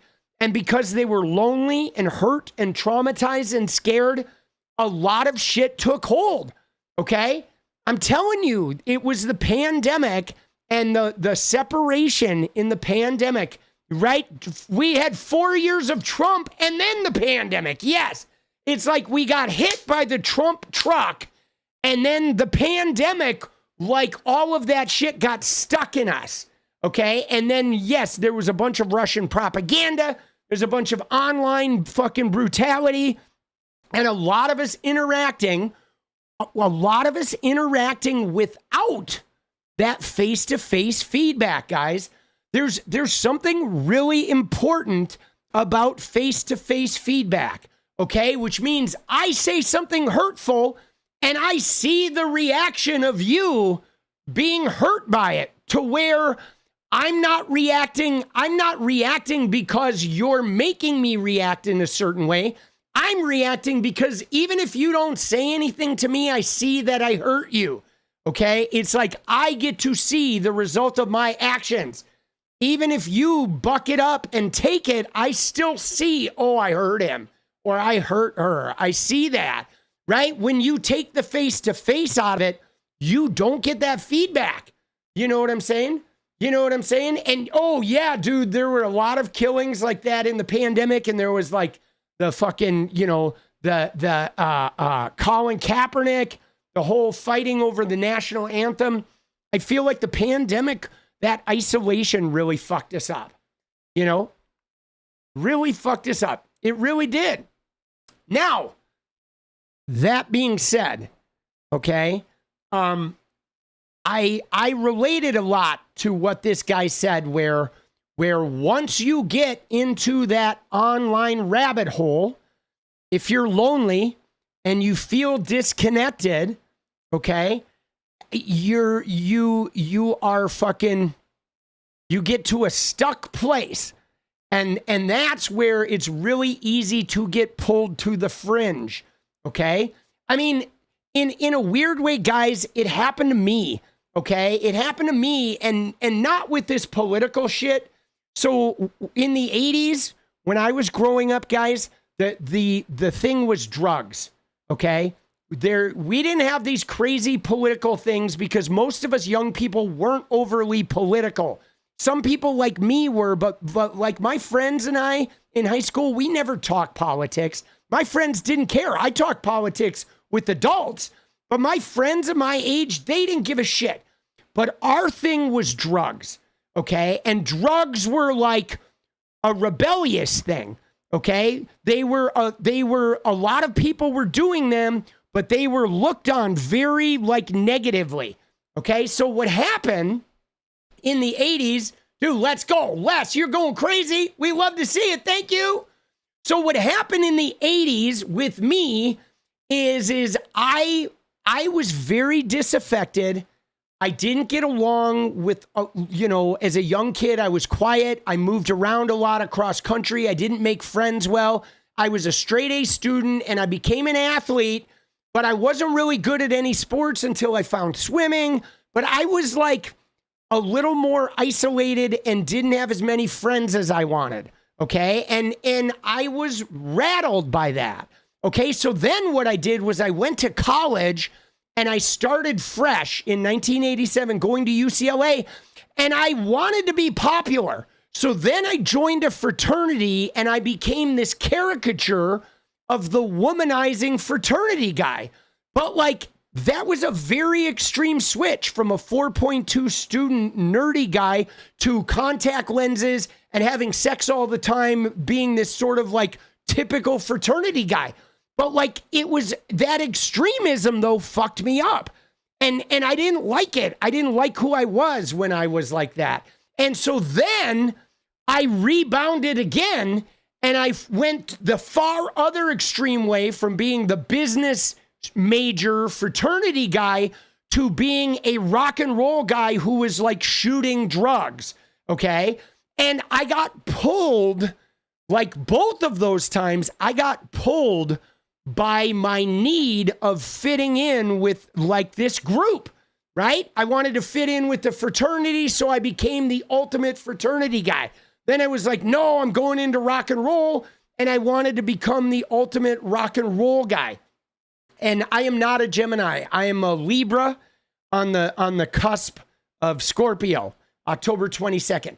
But my point being is my loneliness and my being sort of like having trouble finding a space that felt like home allowed me to get sort of pulled a little bit. Like I went in a direction and then I did get pulled to the sort of extreme part of that direction. Okay. And then ultimately though, I found my way then as a musician, and I was able to carve out my own identity and shit. But some people don't, you know what I'm saying? Some people don't find that, they don't have the wherewithal to necessarily do that. Let's go, Antifa Dragon. Thank you, boss. And again, my rebellion didn't really start until I was like 21, okay? 20, okay? My rebellion started like 19, 20. Some kids are starting this shit at 15 and they're fucking, you know what I'm saying? At 15, it's just like, it's complicated. It's a much harder time to do it. Now, one other thing I want to point out about this Tyler Robinson kid is obviously his parents are like very MAGA, okay? They're Trump supporters. They're deeply Republican. They're gun toters. They're pro-military. They're religious. So I don't think this kid had a lot of space to be an individual, okay? So if he's growing up in that environment, right, where he is maybe not deeply MAGA, dude, let's go Les. Oh my God, we already got 10, right? So picture this, guys. He's growing up in a very MAGA family, and maybe he's not MAGA. Maybe he's, you know, a little bit of the left and a little bit of the far right and a little bit of whatever. Maybe he wants to like explore, you know, Hinduism or some shit. But he can't explore anything because he has to be conformed to that gun-toting, right-wing, uber-religious background. That can have an effect on you, okay? That can make him more likely to respond to something extreme, period, simply, you know, because he doesn't have the space to breathe. You know what I mean? You know? And so, I mean, that definitely sort of can have an effect on him, you know? And you know, Binge, we're never going to have the story. Like, you know what I mean? We are never going to have the story. That's just it. Okay? We're never going to have the whole story. I don't think it's possible to. You know, but let's see what Anonymous did, okay? And we'll see. Let's see what Anonymous did. Okay, so here we're gonna fucking look at Anonymous's thread on this, and we're gonna see. But so my thing in looking was you know, he definitely he was raised right wing, okay? He was raised Mormon, upper middle class, 2 Republican parents, traditional family, straight, white, cisgendered, gun-toting, pro-military, father wearing American flags, law enforcement, right? He was raised traditional right-wing religious. Okay, that was his raise. Yes, what Ben said right there, limited concepts allowed at home. We know that those environments, you're not allowed to be left. You're not allowed to be right.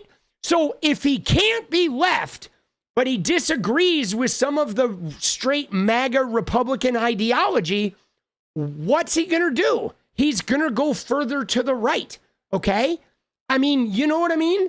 That's the natural move, guys. I think that's how Groypers are born.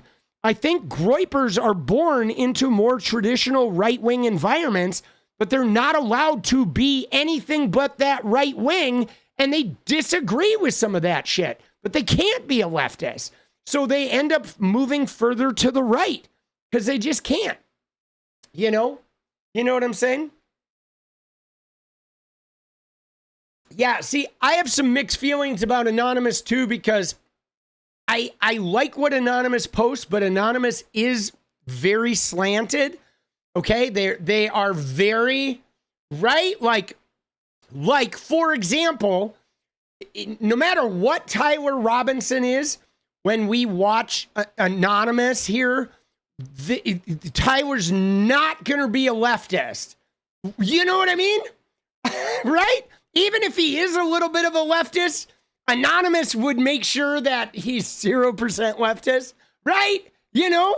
I mean, it is that fucking slanted, right? So we'll look at some of this, but I feel like you can't take this as a source because this is packaged like straight leftism, rebellion leftism, I like to call it, right? It's not a single group. Yeah, I know. I mean, dude, for all we know, this could be fucking like one of Charlie Kirk's guys. You know what I'm saying? We don't know, right? Dude, we don't know. But let's peruse it. Let's see what they say. All right. You know, so Tyler Robinson speculated to be a Groyper.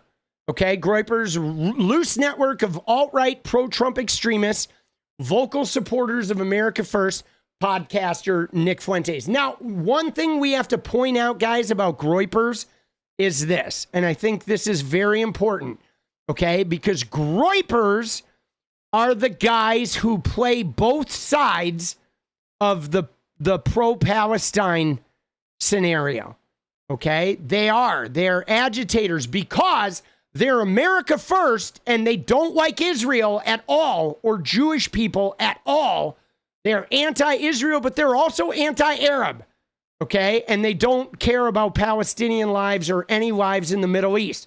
But much like they'll use a left-wing meme or a normal signal like the fucking OK sign, they will participate on the side of the pro-Palestinians or participate on the side that is pro-Israel as needed in order to be, you know, trolly and cause some type of chaos and negative effect. But yeah, they are hardcore anti-Semitic. And that was their main jumping off place with Charlie Kirk. Okay, as Charlie Kirk, they considered him, the Groypers considered Charlie Kirk to be Israel first. Okay, they do. They consider him to be Israel first. Now, when I think of like Groypers, I kind of think of Marjorie Taylor Greene. Okay, Marjorie Taylor Greene is kind of a Groyper. She's aggressive. She's in your face. Remember the David Hogg shit? She is like anti-Israel, but also anti-Palestinian, but she'll play both sides of the fence to fucking get hers.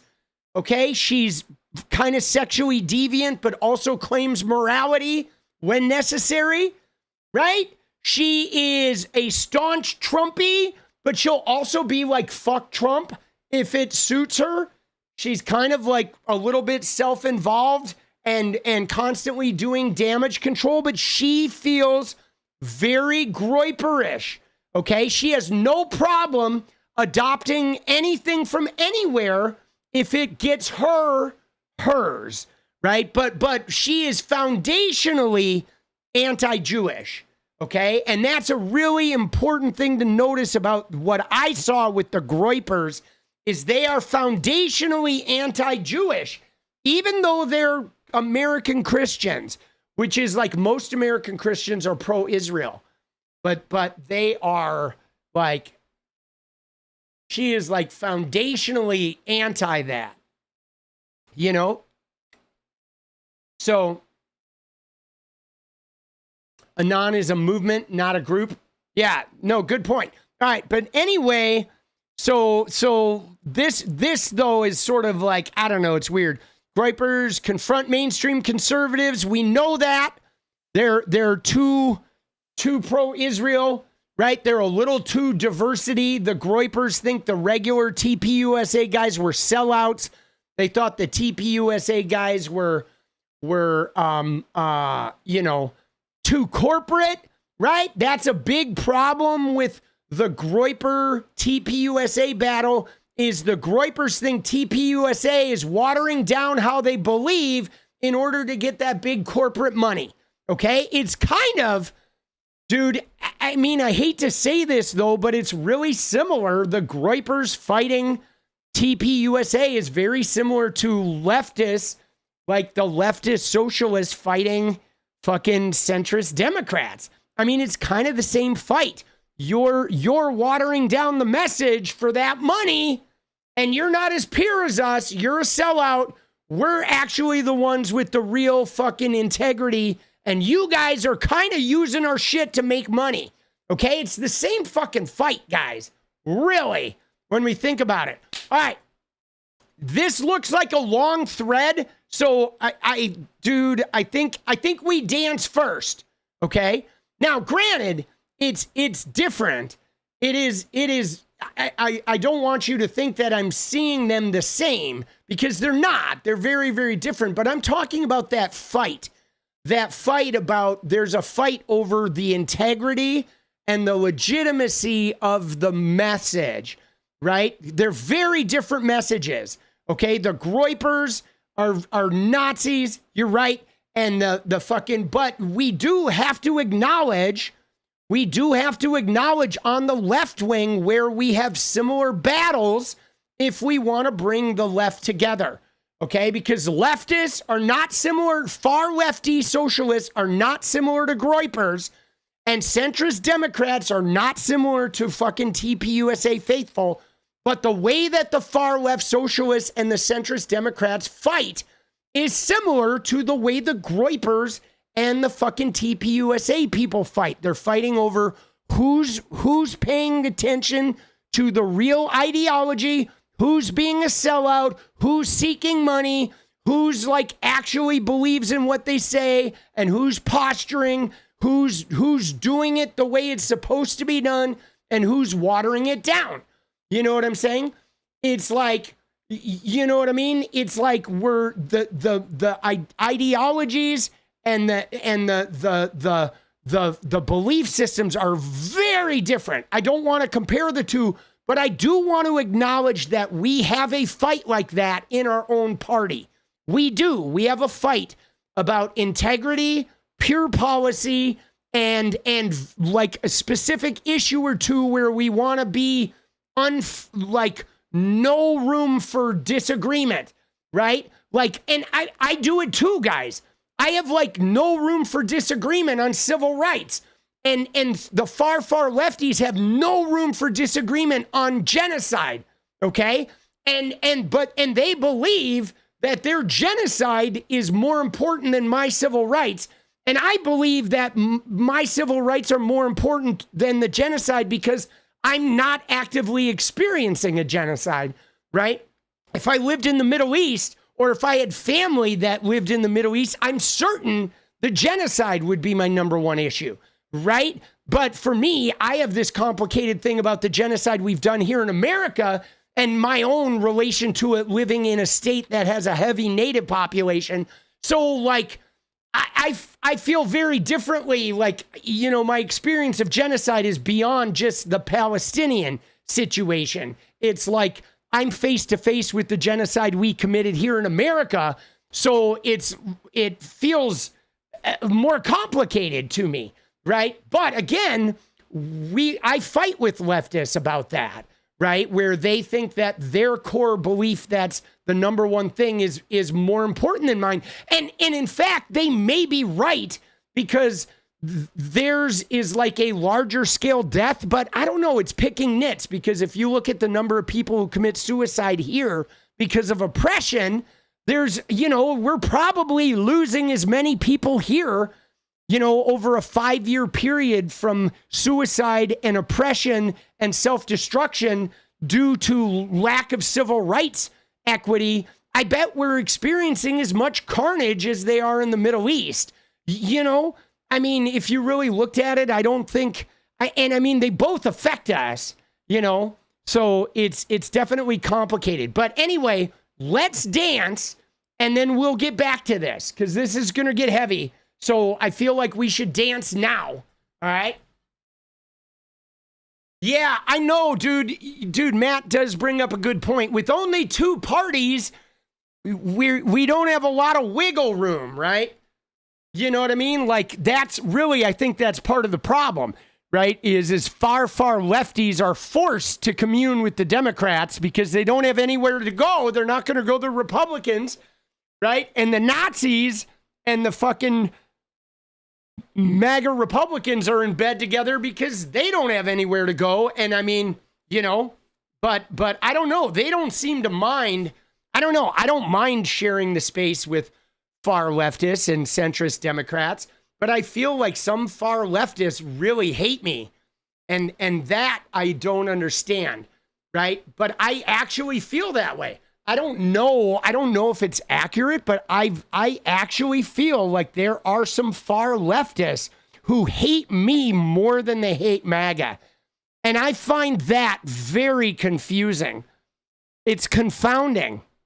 And I'm not sure what to do about it because I want to partner up with them, but they don't want to partner with me.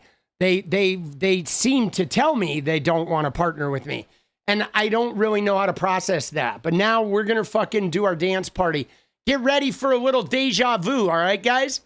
You guys ready for a little deja vu? For what reason do they give?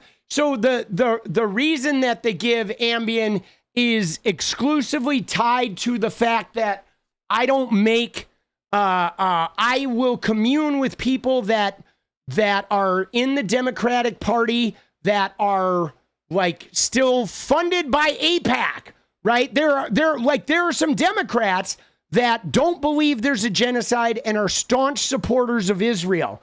Okay. And I don't automatically hate them. I understand that Israel-Palestine situation is complicated, and it might be because I was in a Jewish fraternity in college, so I've had a lot of connection to Jewish people that I understand that the feelings around what's going on in the Middle East is a lot more complicated than I see as a white guy in America. And so there are some white leftists. They're usually white leftists that absolutely are like, they consider me the devil because I won't take as far of an unflinching fucking stand on that one issue where I acknowledge it's a genocide, and I acknowledge that like we need a Palestinian state, and it's not the Jewish people or, to me, the state of Israel, it's the government of Israel that has been corrupted, and it's some of the governments of the like Hamas that have been corrupted. But I also know that some of the people in my party don't feel that way. And I will still break bread with leftists who feel differently about, like who are in the middle or on the other side of that equation. And some of the people on the left, that is their thing. It's like, no, if you are not 100% anti-Israel, they will not break bread with you at all, right?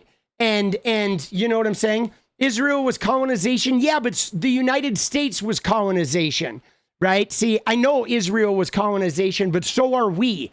The entire USA is colonization. So we're colonizers, guys. That's just it.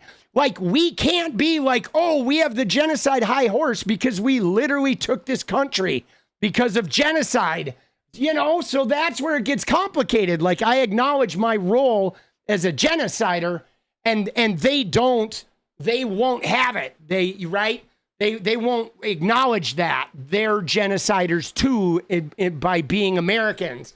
And so therefore we have to look at our own role in the genocide. And it gets complicated. And then they call me Blue MAGA. and then or a baby killer or what have you. And then I'm like, all right, well, I still like you. And they're like, I don't like you. You're worse than MAGA. And I'm like, oh, all right, well, we're fucked, I guess. Thank you. Thank you very much. Right? But anyway, all right, you ready? You ready to dance, baby? You ready? You ready to dance? Now again, though, guys, my thing is if I ran for Congress, I would not take AIPAC money, okay? If I run for Congress, I would not take AIPAC money, okay? But if I ran for Congress, I would partner up with people who took AIPAC money in order to get my legislation passed, okay? Would I vote to send money to Israel with them? No, I would not. I would not vote to send money with Israel, but if we agreed on something, I would vote with them and I would accept their help to pass my legislation. And there are some people on the left who consider me a demon because of that. Like they consider me a traitor because of that. And that's really fucking, hard. It's hard, but maybe we'll figure it out. Maybe we won't. Right now, we're going to dance. All right.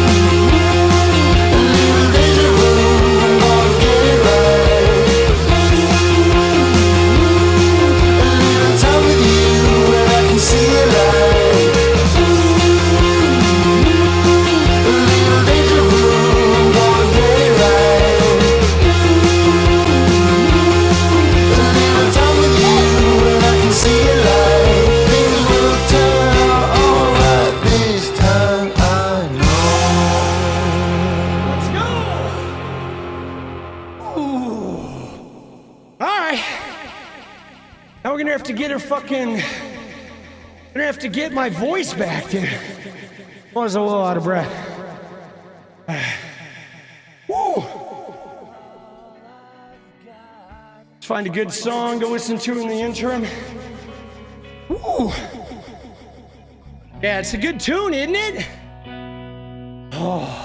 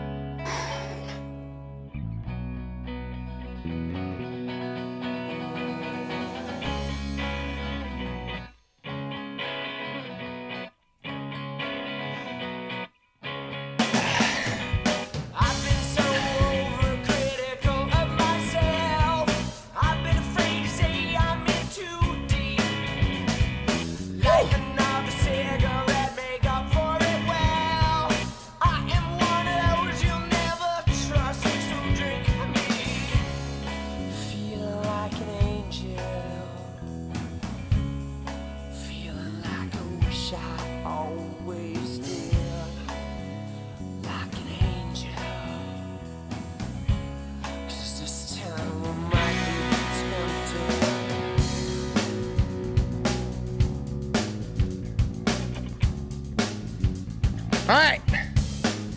Getting our shit together, boss. Estimate yourself. I'm still looking for something Pure and sweet, I found it. Yeah, I'm a stranger when I'm always well.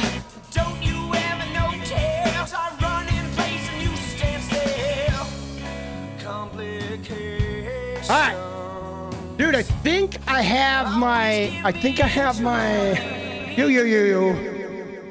I got my breath back. All right, let's get back to this. Okay? Dude, let's get back to this. All right, now we're getting into this shit because there are some good points here about, like, I think this is important, guys, because this is what one of the key components to what I think was going on with Tyler Robinson, where it says Fuentes is careful to position the Groypers not as white supremacists, okay? Because essentially the Groypers are basically the Ku Klux Klan. But what they don't want is they don't want to be known as the Ku Klux Klan, okay? They want to be like able to exist inside regular society where they can wreak havoc. And if everybody knows that they're white supremacist Klan people, they can't do that. So they use the Christian conservative tag, just like TPUSA. And this is the source of the Groyper TPUSA fight, because they're both trying to use that Christian conservative tag.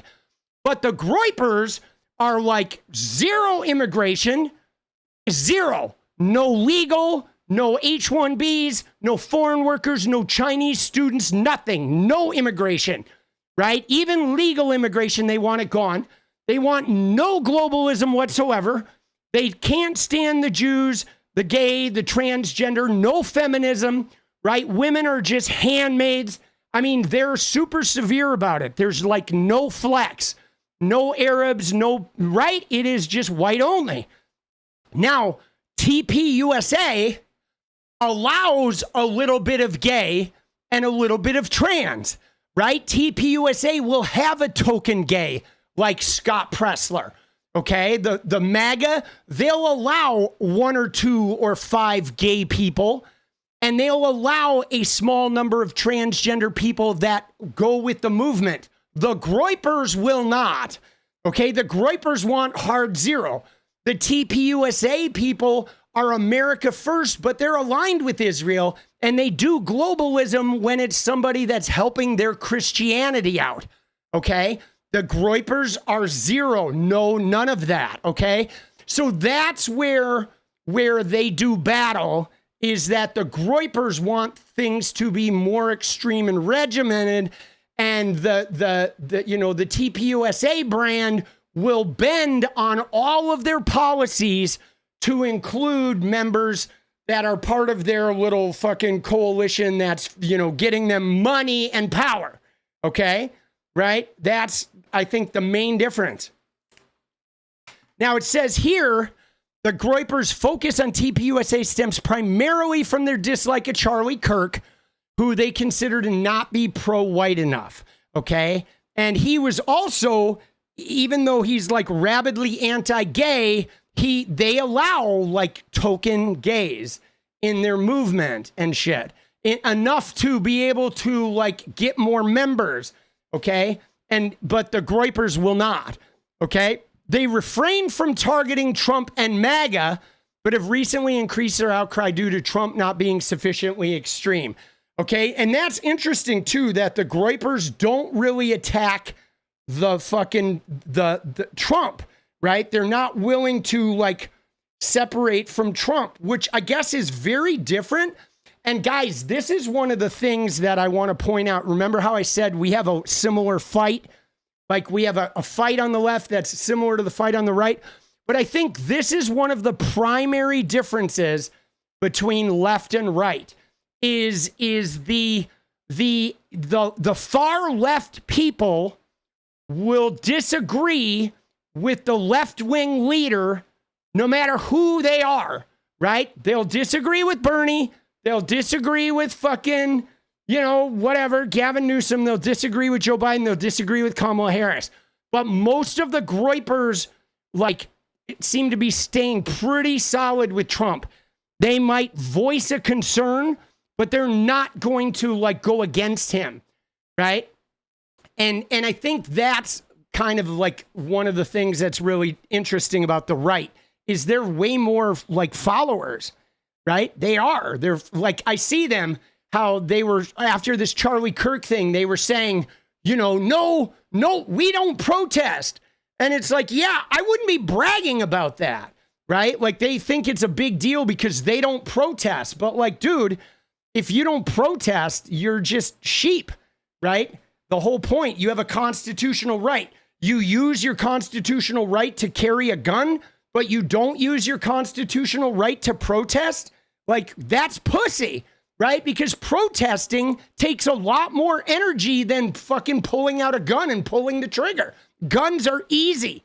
I feel like the right wing, their activism, they're lazy.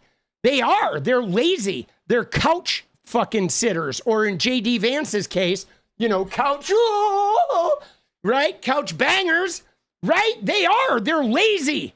They're like pork rinds fucking activism, dude, where they don't want to actually invest themselves, right? To them, patriotism is waving a flag and standing at a ball game like this. That means they're a patriot. Whereas, like, no, really, sometimes being a patriot means you stop ICE because they're being fascist, or you shut down the bridge to fucking prevent them from fucking you over, right? You don't just stand there and take your fucking hat off at a ball game, right? And then say that's being patriotic. They're very much into the tokens and shit, you know? All right, so the inscriptions found on the ammo casings were initially presented as left-wing or trans ideology, but we know that was a lie. Okay, sensing Charlie Kirk assassination and other violent acts may stem from his Groyper community. This is what I saw. Is I don't know if you guys saw this, but I saw this quote from Nick Fuentes too. And I'll be honest with you guys, it was this quote from Nick Fuentes that made me think that Tyler was a Groyper above all. Okay, literally. Let me fucking show you here.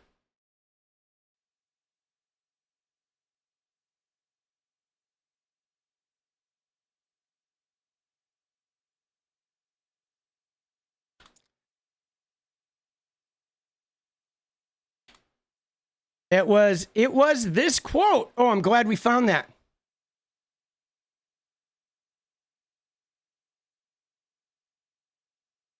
Because, like, look at what he was, right? He has been one of these guys who is like, kill, kill, kill, right? That's always his thing of talking that big game about kill, kill, kill, kill, kill, kill. But now, right, Nick Fuentes is...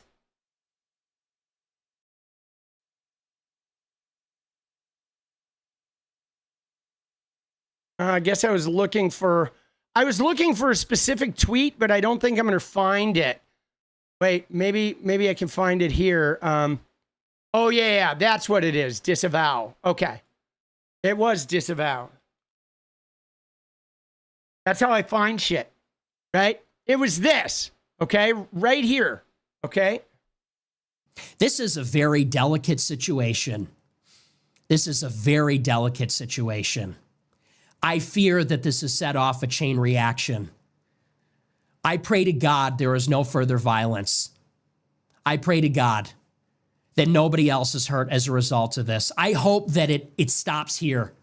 It should stop here. To all of my followers, if you take up arms, I disavow you, I disown you in the strongest possible terms. That is not what we are about. And the same goes obviously for the other side. See, right here, right? I'm not going to listen to a lot of him because he is cringe and fucking Les. Thank you, Les. Half the dudes at J6 were too lazy to even show up to vote. Oh, absolutely. I would be willing to bet that same thing. that like 50% of the people at the J6 fucking thing didn't even vote in that election. I bet you're dead on with that. Let's go. But so this though, guys, more than anything, when I'm looking at Tyler Robinson and I'm trying to figure out, is he a Groyper or is he not a Groyper? People are saying he's a leftist, he's a Groyper, oh, he's MAGA. He's definitely not straight MAGA. He was raised MAGA, which I believe led him to this further online meme, far right, Groyper culture. But here's the take, okay, is the fact that the Groypers think he's a Groyper. And that's kind of how you tell, guys, okay? That's why when people are like, oh, I'm MAGA and you're calling me a Nazi, it's like, yeah, but the Nazis think you're a Nazi, which is why you're getting called a Nazi, okay? If the Nazis didn't think you were a Nazi too, we wouldn't be calling you a Nazi, okay? It's when the Nazis think you're a Nazi that you know you're a Nazi, okay? Right? That's how you tell. Okay? Nobody's going to call me a Nazi. The Nazis are going to look at me and be like, fuck that guy. That guy ain't a Nazi. We hate him. And that's how I know, right? But with this, he's issuing this warning because he believes his Groyper followers think Tyler Robinson is a Groyper, and they're doing what the Groypers wanted to do, which is to kill Charlie Kirk and purify their movement. So that's why he's doing this. He's like, whoa. Like this guy literally 8 months ago was like, kill for me. We're going to kill. And now he's saying, if you do any violence, I disavow you. So he thinks Tyler did the Groyper shit. They talked about it. They talked about that Groyper shit, but none of them were doing it. But Tyler went out and did it. And now they're like, whoa. Let's fucking put seatbelts on and fucking pump the brakes here. And so this is why I think Tyler Robinson was a Groyper or Groyper adjacent, because the Groypers are all feeling like they need to put their foot on the brake. And that's kind of how you tell.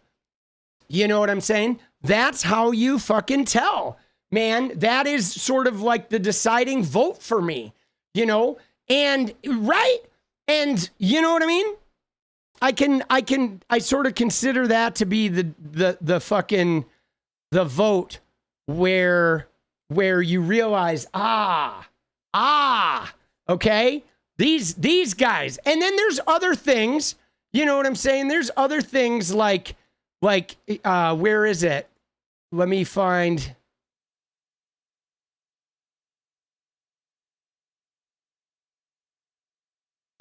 Let me see here.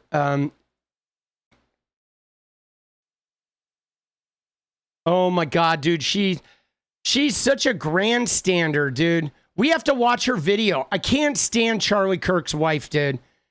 Like, she is so annoying. I'm sorry. I don't care if that makes me insensitive or whatever, but Charlie Kirk's wife is a fucking psychopath. Dude, she is. Look at her, dude. She's a fucking, look at her eyes, dude. She is a Christian psychopath. Grifter, fucking, you know what I mean? Right? She is. It is sad. I mean, I feel for her, like the pain she's going through, but the problem is this.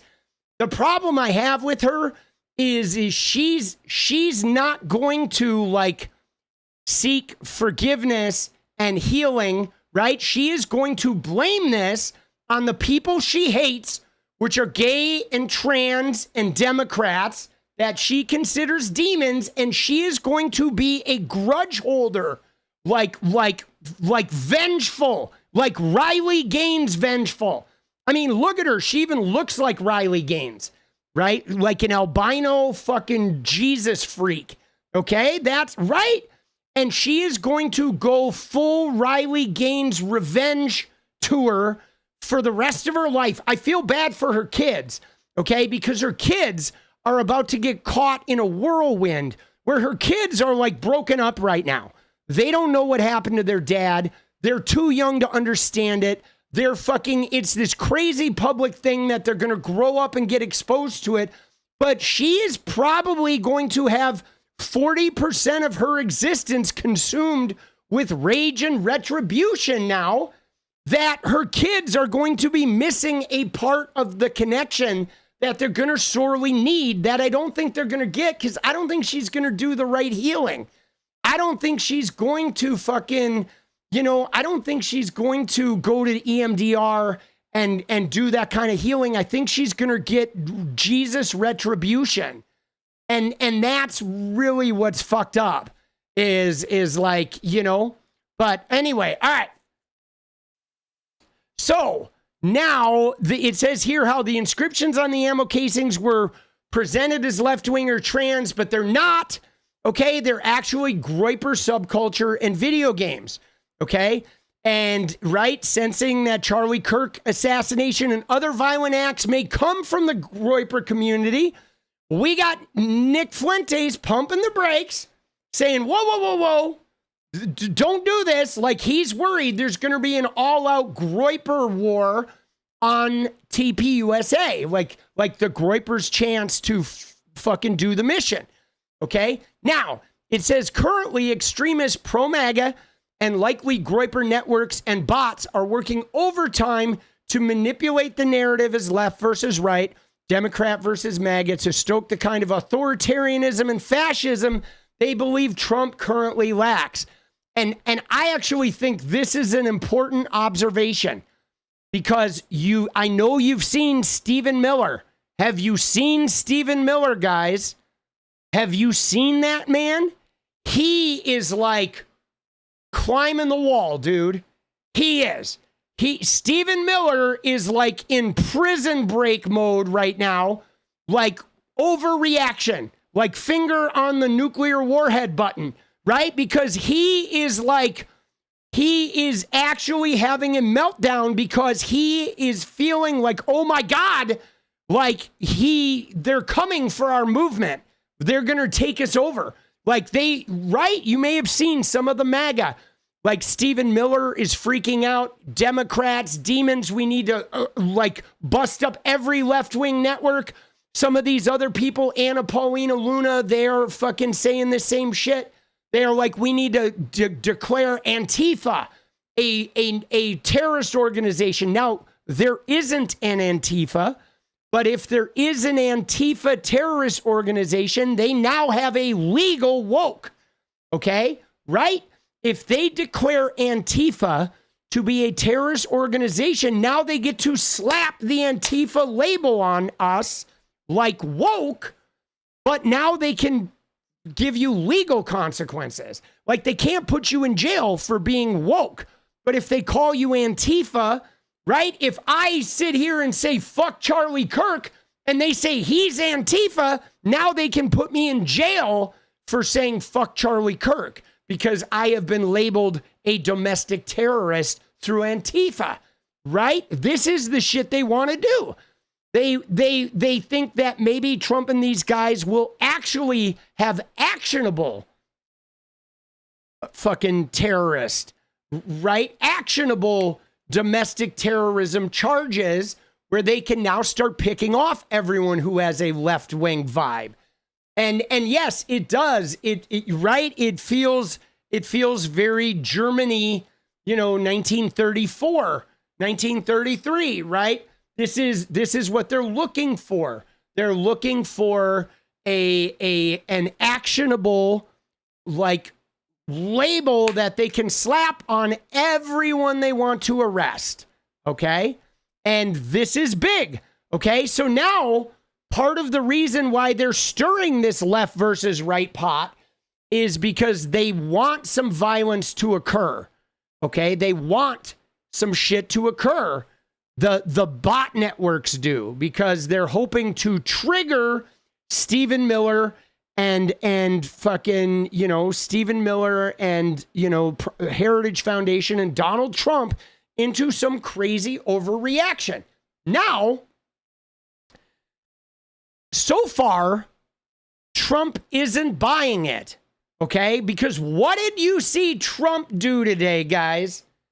I saw Trump do something today that was a sign of him going more PR campaign than fascism. Do you know what it was?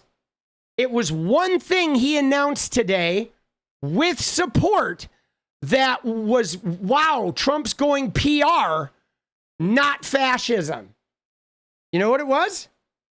I haven't seen anybody. No, it wasn't stroking out. Good guess. It wasn't the ballroom. It's Memphis. It's Memphis. No, it's Memphis. Right? He pulled back on sending the National Guard to Chicago and going at war with the left wings and the liberals. And he's going to send the National Guard to Memphis, where he's getting support from Tennessee, and he's getting support in the state of Tennessee, and the Tennessee people, the reps there, are welcoming it. So what he's doing is he's doing the National Guard is a good thing. The red states are welcoming the good thing, right? And so that's telling, right? Because if he was going full fascism, he would like take the fight with Chicago. The leftists just killed Charlie Kirk. We're going into the left, but he's not doing that, guys. He's like playing it safe. Okay. He's playing it safe. And I think that that's an interesting show of his hand, is that he could ride the left wing thing here. I mean, wouldn't this be the perfect time for him to attack the left? Oh, they just shot Charlie Kirk. Like, now we're doing a crackdown, right? I think he's actually knows that the guy who shot Charlie Kirk wasn't a leftist, and he knows that there's actually like a huge fight. Like, he could get caught in a very negative PR campaign. Okay, he's playing it a little safe, and while I agree, he's trying to normalize it, but he's normalizing it in a PR safe environment, right? He's not taking the fight, right? For now. That doesn't mean he won't ramp it up later, but what it tells me is the shooting of Charlie Kirk is making him play it safe. Okay? That's what I think. I think the shooting of Charlie Kirk and the reality that, wow, maybe me threatening to take over these blue cities really is like, they might really start shooting us. And so, like, whoa, somebody might start shooting us. I think the shooting of Charlie Kirk gave him a fucking reality check. That was like, yikes, I gotta be a little, like, I gotta stay inside my fenced area, you know? You know what I mean? And we're not gonna let go of Epstein. But yeah, he's playing PR, right? He's doing PR, guys. And when he's doing PR, that's a sign that he's feeling vulnerable, okay? Because Trump doesn't do PR when he's vulnerable. See, I'm not giving him credit that he has a conscience, right? I don't think that for a minute. He doesn't have a conscience. I'm giving him credit that he is, like, not even credit. I'm making it that he has been shaken to the point that he realizes he has to be careful himself, right? He can't go in guns blazing. He's lost some of his confidence, right? I think he's lost some of his confidence because it's like he doesn't know how to handle this, right? You know what I mean? It is very much a self-preservation because he doesn't want anyone else on the right to get shot. You know what I'm saying? But he knows it's not a leftist thing, but I think he doesn't want other people to get shot. He doesn't actually want a civil war because he would not know how to handle that, right? Trump does not want a civil war, guys. He would not know how to manage a civil war, guys. Trump wants to threaten a civil war. He wants to pretend like he wants a civil war so everybody's on edge and he can do what he wants. But he does not want to, he can't go outside anymore because there's fucking crazy motherfuckers on the top of every building. Okay? He does not. Believe me, he does not. Right? He does not. He is like, you know what I mean? Like, I don't know if you guys realize this about Donald Trump, but let me just tell you, okay? I had some friends, okay? I had some friends that were like to talk fighting, but they didn't actually like to fight. So they would start a fight and they would like involve us in getting into a fight, but they didn't like to fight themselves. And so sometimes they would start with the wrong people and they'd be like, oh shit, wait a second. I don't really want to start this. And somebody said, Tommy, Trump isn't making the decisions. And I know Trump isn't making the decisions, but Trump is the PR guy. Trump is the guy that keeps everybody glued together so those shit eaters can make these horrible decisions. And Trump can pull back on the Heritage Foundation. He can. He may not be making the decisions, but he can prevent them from moving forward. Trump can. He's the only guy with the power to put the brakes on the Heritage Foundation people because he's the glue. Now, that doesn't mean that Trump won't end up dead at some point and then they'll go forward. But Trump is concerned about public opinion, guys. Okay? You know what I'm saying? Trump is concerned about public opinion. He is. And he's never not going to have that conscience. Okay? That is a very big driving part. And like my point is Trump going into Chicago right now could actually start a real war. And Trump does not want to start a real war. He was posturing like he did with his Apocalypse Now. But once Charlie Kirk got blown away, he was like, fuck, bro.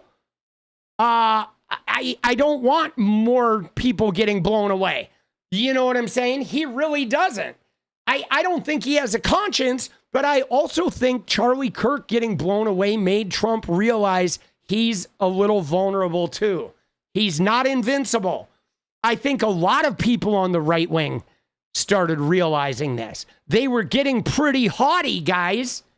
They were getting pretty haughty, a lot of the MAGA fucking people. And I think you're going to notice all of them kind of being a little like, oh shit, right? I think a lot of them are going to pull back a little bit. Some are not going to. Some, like Stephen Miller, are going to foot on the gas, right? There are going to be some that are going to go balls to the wall. I think Charlie Kirk's wife is going to go balls to the wall. But I think, like, you ready for this, guys? Hold on. I'm going to say this, okay? I'm going to say this. Up until 2 days ago, it was like really cool to be a guns blazing MAGA outspoken person. But now, after one of their MAGA heroes got gunned down, every white kid who's kind of MAGA but not full on is going to think twice about proclaiming their crazy right-wing beliefs. Because there are a whole bunch of people that have been fueling the MAGA movement that aren't really hardcore MAGA. And they like Charlie Kirk, but now they watched him get blown away right in front of him. And they don't want to get blown away. You know what I mean? They don't even want to take a chance on getting blown away. And so there's a bunch of people that I think are going to slow it down a little bit, right? Like, you know what I mean? I mean, come on, man. If I was a right-wing influencer, I would be a little nervous right now. You know what I'm saying? I would. If I was a right-wing influencer, I would be a little fucking nervous because they know this guy wasn't a left-winger. I know they're saying he's a left-winger, but they know he wasn't. They know he wasn't, guys. He very clearly was not a fucking left-winger. They're going to say he was. They're going to blame it on us. They're going to keep stoking that left-right thing, hoping it emboldens everyone on their side. But I think a lot of people in the center of that mega shit are going to be a little like, shit, I don't want to die for this movement. You know what I'm saying? I don't want to die. I don't think they want to die for their move. They don't even protest. You think they're going to put their lives on the line for this? Like, come on, man. You know what I mean? You know what I'm saying? All right.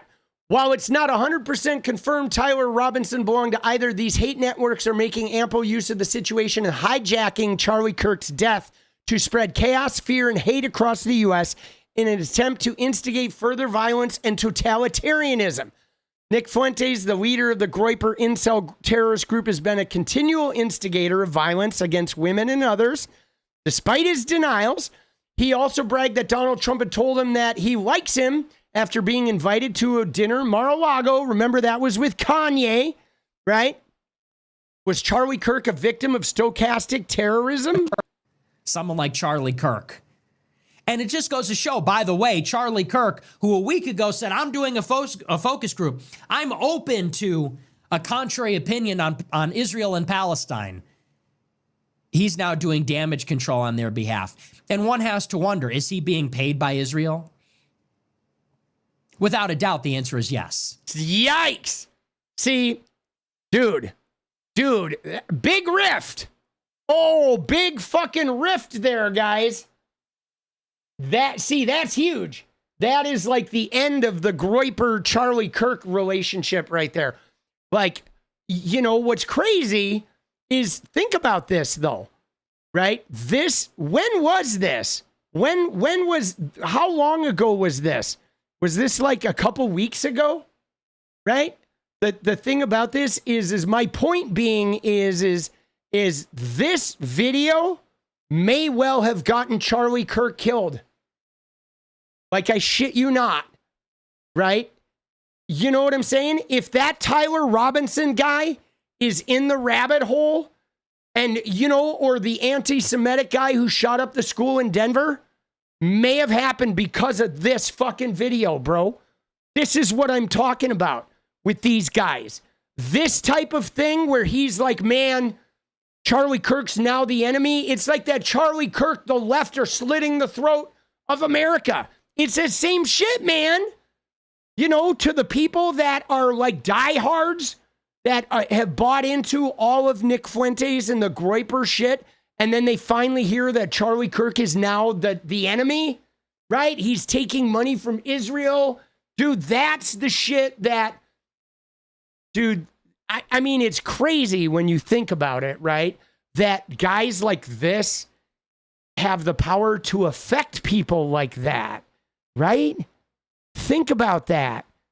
That's crazy. Like, why does a weaselly little mama's boy like this fucking prick who fucking takes mace out when somebody comes to his door, right? Why does this weaselly prick, why are people watching this guy and getting inspired to be killers? Like, this guy is such a fucking mama's boy. It's not even funny, bro. This kid's mom, like, cut his fucking crust off his bread for him when he was little. You know what I mean? She, like, you know what I'm saying? Like, come on, man. Dude, this shit is crazy.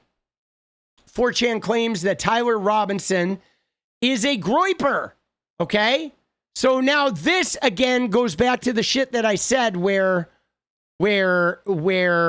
if the Groypers think they're a Groyper, like, you can be pretty sure that he's a Groyper, right? Now, one thing I would like to add, though, and I don't want to feed too much.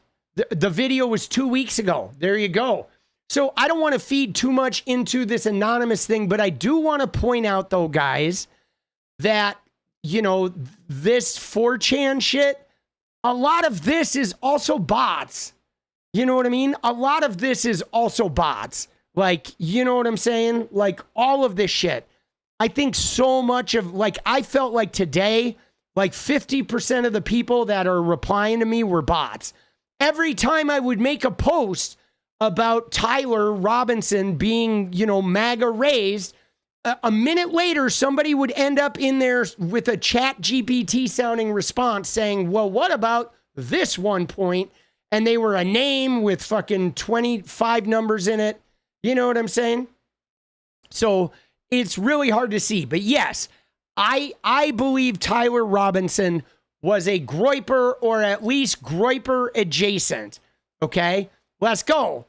Dude, let's go. I hate Mondays. Appreciate you. Tyler went political. Now he goes Bubba. Yikes. So, dude, so the thing about this is you're sure there's a lot of law enforcement in 4chan? Well, dude, there's a lot of law enforcement that are Groypers. Like, I mean, let's get real, right? I bet 35% of the police nationwide are fucking Groypers. Like, prove me wrong. You know what I'm saying? I know in Portland, most of our fucking police force here are Groypers. Come on, man. Accurate. 40% of all cops nationwide are part of this shit. Fuentes lives in Illinois, right? Doesn't he? He lives in Chicago. Doesn't he? Right? Fuentes, a suburb of Chicago, right?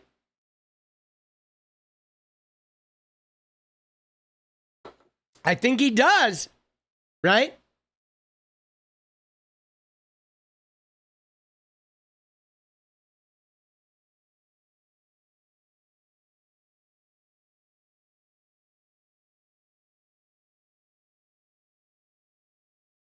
Yeah, there it is. Berwyn, Illinois, a suburb of Chicago. That's where that shit went down with his fucking, right? That's where his shit went down with that, with the women going to his door and shit. I mean, there you go. Look at that. Groyper kills Charlie Kirk, and Donald Trump doesn't send the National Guard into Chicago. That's telling, guys. That's telling, man. I feel like that is Trump being afraid to take the bait, being afraid of what could explode into an all-out war, right? Because the Groypers are on edge right now. They have fingers on triggers, man. You know what I mean? Not Chicago, but Berwyn. I know it's a suburb of Chicago, but I consider the suburbs part of the city, right? It's like the fucking Chicago, right? Chicago area, right? Chicago suburb. I bet it's not that far. Hold on, I'm going to look it up on my phone to see how far it is from downtown, from Southside. Oh yeah, dude, it's right past. It's out by Oak Park. So it's not like a Naperville, right?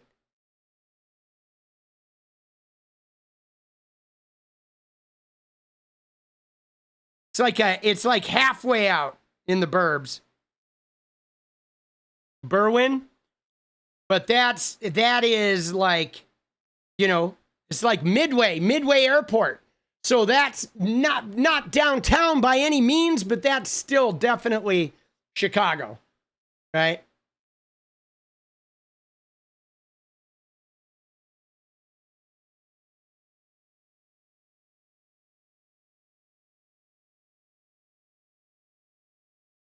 Oh, shit. Wild, isn't it? Naperville is, yeah. Yeah, you know why I remember Naperville? Dude, I'm kind of embarrassed to tell you this, but the reason why I know Naperville is because of there was a serial killer that I studied from Naperville, right?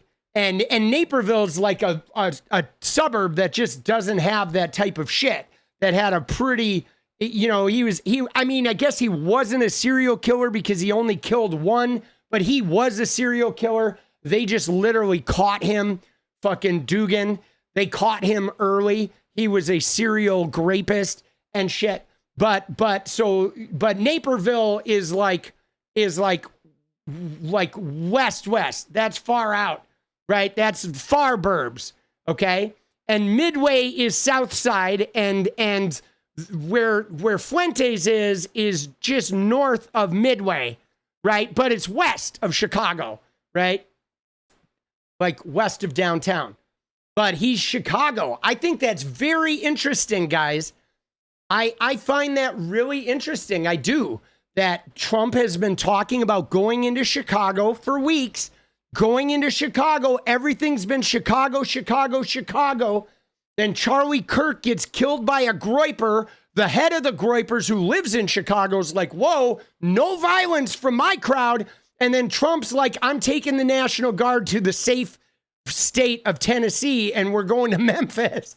And I'm telling you guys, it is directly related to the killing of Charlie Kirk. They're like, some shit is rattled. And Stephen Miller is now like talking brimstone and hellfire, but I think they're shook, guys. I think this might be our opportunity. You know what I was thinking about, guys? You know what I was thinking that I just can't do logistically, but maybe? I was thinking about being the voice to go replace Charlie Kirk, right? I was thinking about me going to colleges, and instead of like debate me and fight me, like, no, let's talk. All right. Charlie Kirk, like, he was doing this thing and it fucking got way out of control. Like, you want to just talk about like civil rights and not being a dictatorship here in America? You want to just talk about maybe redefining fucking manhood and shit to where we're not getting shot? You know what I'm saying? Like, yeah, finding common ground. But I don't really have the funding to do that. But if that like presents it to me, I might do that. I might be the guy to go, instead of replacing him with another right winger, let's replace him with somebody who grew up in that right wing environment and fucking can talk to those people, but am also like a lefty and like, but like not a, you know, I'm also a manly lefty. You know what I mean? I got some redneck in me, and I'm a guy's guy.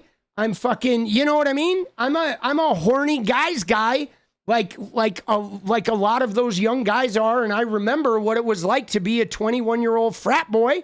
I lived it.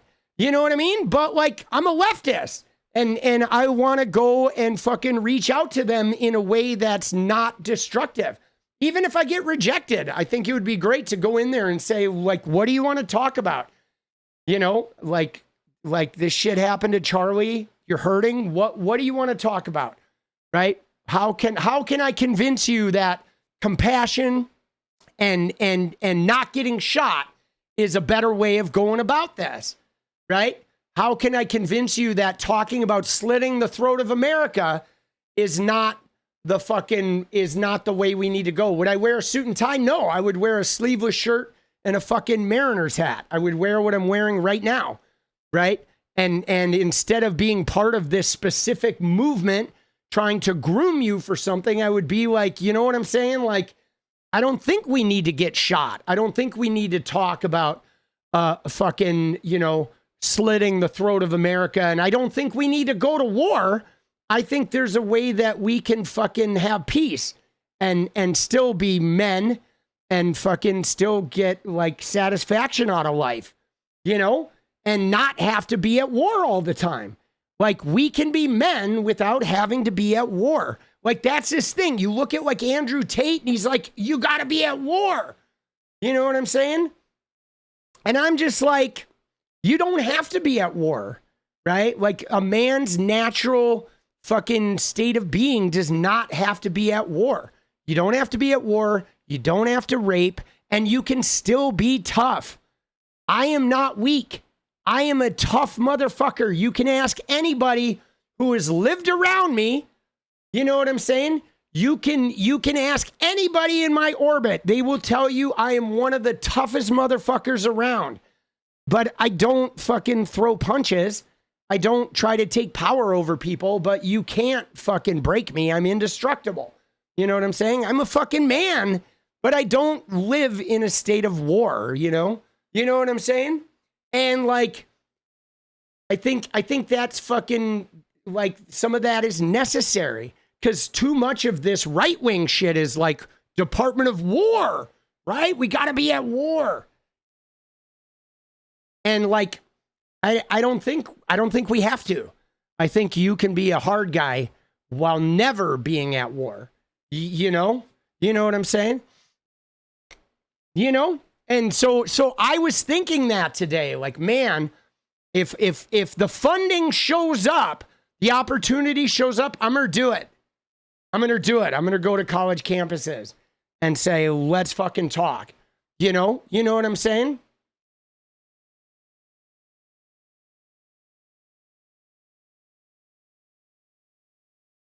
Like, fuck it, right? You know, fill the void with somebody that's not a fucking hater. Stay safe. Dude, who would want to kill me, bro? Come on, man. People say they want to kill me, but I don't think anybody wants to kill me, right? Better get good security. Nah, I'll just go out there, right? Just get out there. Thinking about the idea.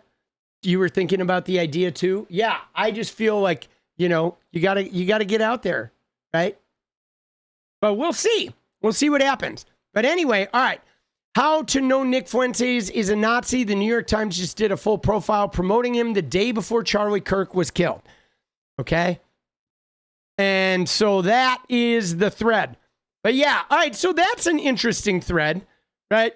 It's not the Earth, Sun, Moon, but I thought there were a lot of good points in that thread. I mean, there's other shit about Tyler Robinson. Right? Do it and let the chips fall what they may. Yeah, I don't have the funds to do it right now, John Doe, but we'll see. We'll see what happens. But so obviously these pictures were making the rounds, okay? And his dad, 27-year law enforcement, American flag on his sleeve, you know what I'm saying? Policing. This kid grew up with the MAGA environment. All the kids were given guns and part of gun culture from little on. This is MAGA. Okay, this kid grew up with this gun, assault rifle like mentality, right? Gun toting, Second Amendment, Republicans, religion. I mean, if you look at him, dude, there he is, right? But like, you know, I mean, this obviously, not every kid who is raised with guns is going to turn into a Tyler Robinson. But if there's any Tyler Robinson in your kid, raising them around guns from little on is not going to be healthy for them, you know? But there he is with the machine gun, right? They're pro-military, you know what I'm saying? So a lot of that shit, obviously we know that this one is not him, right? This one is not him. There he is with the fucking Jesus. He's got an RPG on his shoulder. Okay. So what is this picture? Right? What is this picture here? Can somebody shed light on this? Because who is this? This isn't his mom, right? This isn't his mom right here. Who is this with Charlie Kirk right here? Do we know about this photo? Because I've seen this photo in multiple things, but I haven't been able to figure out like why this photo is here. Is that Charlie and his wife? Is that just a photo of Charlie and his wife? Is that what that is? Like they're just putting that photo in there for the sympathy or to like tie it together? Yeah, I think that's his wife, right? Because at first I thought it was the kid's mom with Charlie Kirk. Whatever. I'm coked out. Dude, I've been sober for 18 and a half years. You're going bye-bye because you're fucking dumb fuck. Smell you later. Oh, bye-bye. Later. Oh, dumb fuck. Dumb fuck.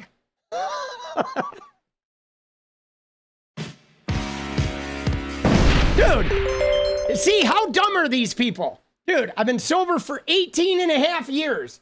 You don't even know what coked out looks like. Get off the internet, kid, and fucking learn what fucking coked out looks like, you fucking dumb shit. Seriously, don't use terms if you have no fucking knowledge of what you're even talking about. It just makes you look like a fucking clown, like a fucking mama's boy. All right. But anyway, now back to reality. Yeah, see, this shit is not healthy, although this is a BB gun. Okay, this is not an actual gun. This is a BB gun. I had BB guns when I was a kid. Right? I did. I didn't like them. You know what we used to do with our BB guns when I was a kid? You used to unscrew the top, right? There's a thing in the BB gun that's like a black thing with a hole and a pipe where the BB shoots through to come out. But you can unscrew it, and then you fire the BB gun and the air pushes the whole stem out of the BB gun. Did you guys ever do this?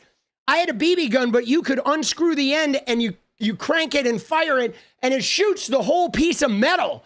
And we used to shoot the actual metal stems at each other. My sister shot me once in the head, split my head open and knocked me out. She panicked and just left me there. My parents were looking for me at night. They found me in the sprinklers. I was fucking knocked out for like 2 hours. And that was the end of our BB gun. They took him away after that. We were always trying to up the ante, right? Dude, it's funny. I mean, you know, we were a fucking raucous bunch. But let's find the other fucking photo, guys. So we know their parents are both Republicans, okay? We know that the kid didn't sign up as Republican. He signed up as an independent, but he went to one semester of college, okay? One semester in 2021. So this kid was not, I saw a bunch of people today saying he was indoctrinated by liberal professors. It's like, dude, this kid went to college for 5 months, okay? There's no fucking way this kid, the Trump t-shirt is a fake, Sue. The Trump t-shirt is a Photoshop, okay? That one's a fake. If you look at Tyler Robinson, let me just show you, I'll show you the Tyler Robinson. This is the one that they photoshopped into the Trump t-shirt. Okay? They used this photo, but they cut it out and made it a Trump t-shirt. It's this photo though. If you look at it, it's a Photoshop, right? If you look at it, you see it, right? You see that there it is, right? See? It's that, you can see the thing. It's a fake. Yeah. And I've been trying to let people know that today. That's a fake. And so that one is not real, right? And a lot of people are spreading that one around. But that one's fake. Now him with the Halloween costume, with the Trump costume, that is real. Okay, this one where he's on like Pepe Trump. Okay. This one where he's Pepe Trump with the fucking tie and he's riding on his shoulders or whatever. This one is real. Okay. This one. That one's definitely, that's a real photo. All right. You know, but the thing that I found interesting was this. Can I just show you what I found interesting? Was this one. And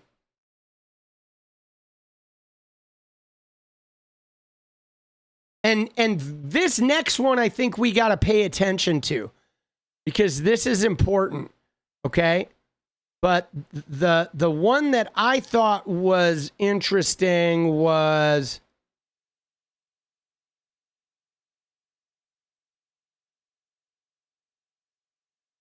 right here. This. Now, this is a very specific meme. Okay. Now, I'll be honest, I wouldn't have known what this meme was if I didn't like get schooled online about this. Okay. But this, I guess, this Pepe, right, in the Pepe the Frog in a fucking tracksuit, which feels like a very, I don't know, the tracksuit feels like a very, I don't know, like, what do you call that shit? Like British trap music? What's that kind of fucking British music that is sort of like, it's got a name. It's like British rap, like this hardcore British rap where they're all wearing tracksuits. It's got a fucking, no, not EDM, drill. Yes, drill. That's what it is. Drill. Doesn't this feel like drill? A little bit like drill music, like a drill fucking meme. Okay. And that's what it reminded me of when I saw it. But now this apparently is some fucking, what is this meme? Tell me about this meme, right? Or let's get an AI version.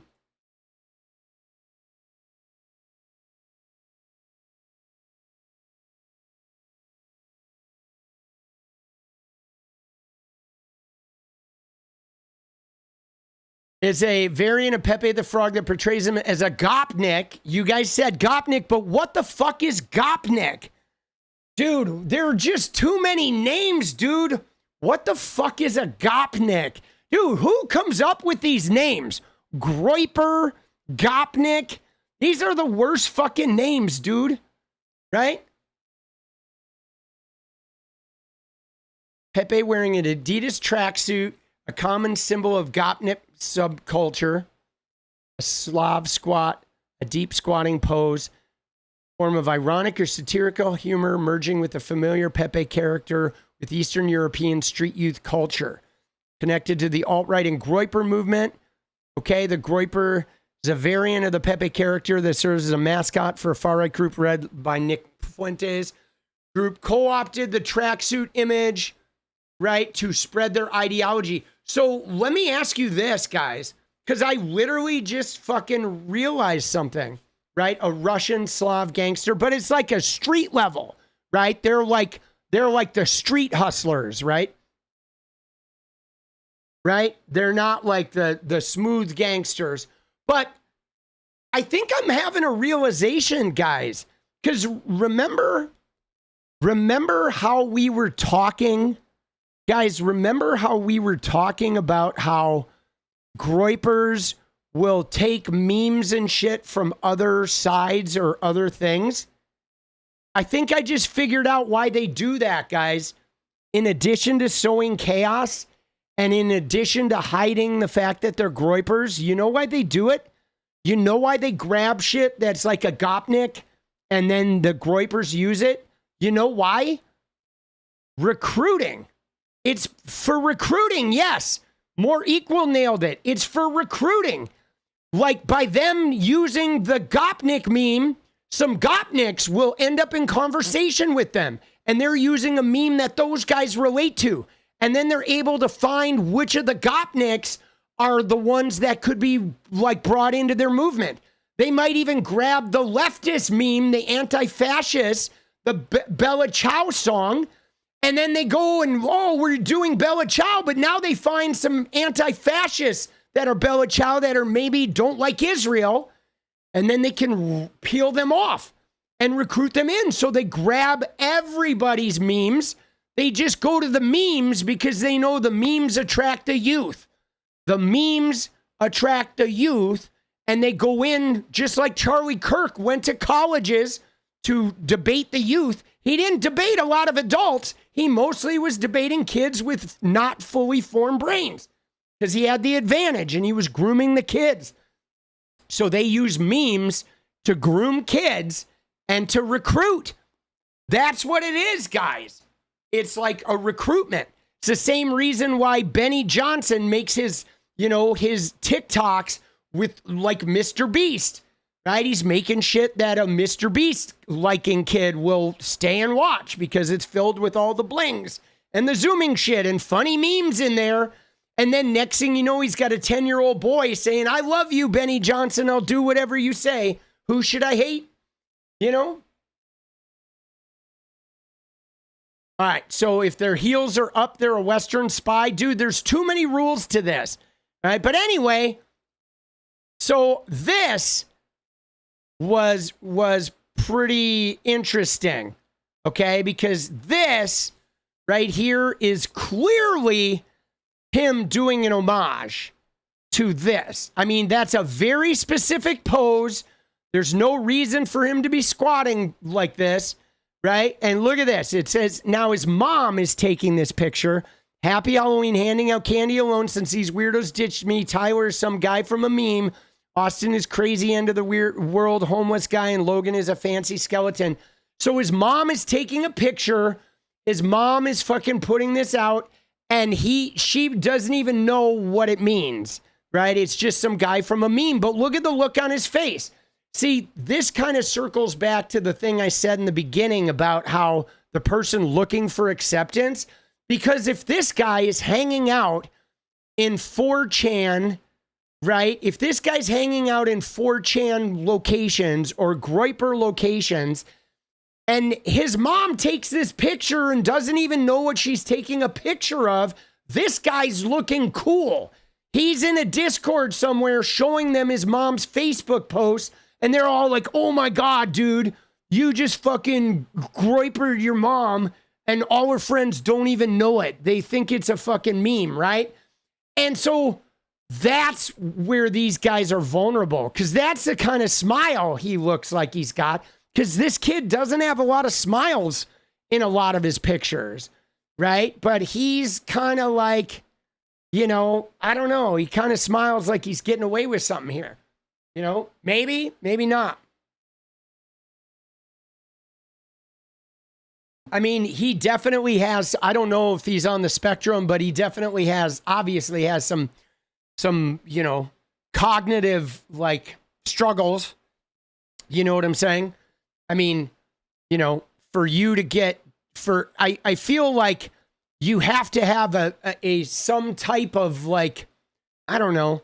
I don't want to call it a disorder because I don't consider being on the spectrum or having autism as a disorder.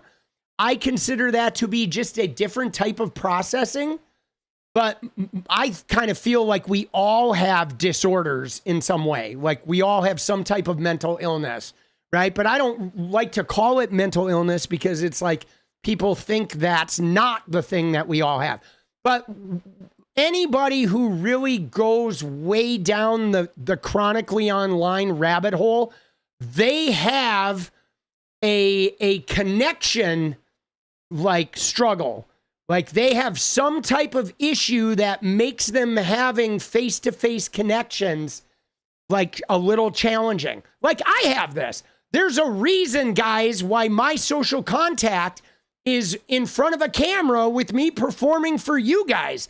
Because I can go out in a room and be super social and the life of the party, but I also have I don't know, it saps me in a way that is like super exhausting. And so I get a lot of my social contact with a barrier, okay? Because of like, for me, having a social contact, I love it one-to-one, but there's I need a barrier in order to not get drained. Like I get very drained.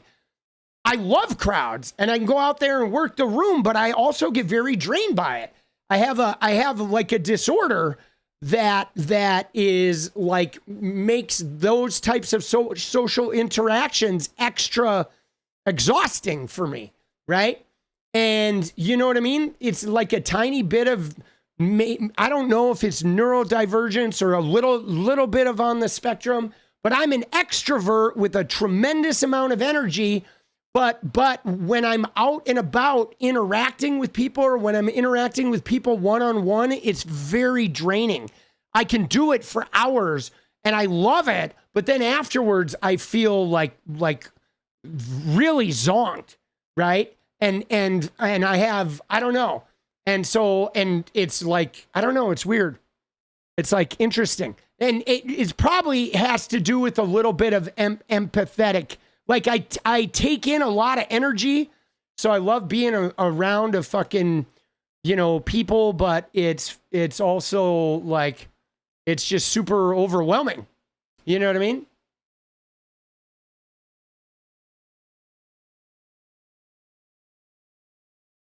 But, being drained. Yeah, but on this, I can do this for fucking 36 hours straight. Right? Yeah, I don't know what I am with those INTJs or whatever. Right? INFJ. I can't remember what mine is. Right? I do know that there's, the things where there's things like a generator and a reflector and all that shit. Right? There's like different styles. I'm a generator, right? I generate energy like fucking, I just like carry it and am constantly generating it. And then I can take that out and fucking perform with it and shit. But it like, it's just a lot easier and safer and healthy and like feels more comfortable for me to have a layer of protection from a camera or a stage or whatever, right? Having that buffer is just where I operate best. Without that buffer, it like saps me quite a bit. But yeah, this guy though is like, this is definite like homage to that Groyper thing, And like, I don't know, man. You got to wonder with this, right? Was he signaling to Groypers? Was he being cool for people in a Discord chat somewhere? Was he doing this to just fuck around and sort of like toy with the Gopnik shit? But you know what I mean? But not actually being one. Like, it's hard to tell, and we might never know. But when I look at his mugshot, like if you look at this kid here and you look at like whatever, you look at him, this picture right here. I mean, dude, he looks pretty, hold on, I got one. I don't know if this is this the shot? This is the mugshot, right? Isn't this his mugshot? This is from like right now. I mean, he looks fucking, I don't know. He looks like he's, seen the war. You know what I mean? He does. He looks different here, certainly. He looks different than he does here. Right? You know what I'm saying? There's a very distinct difference. Oops. Sorry. Fucking shit up. Very big difference there.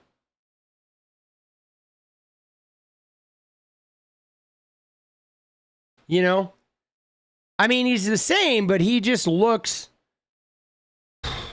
he looks like he's sort of seen it, you know what I mean? Like, I mean, I think, and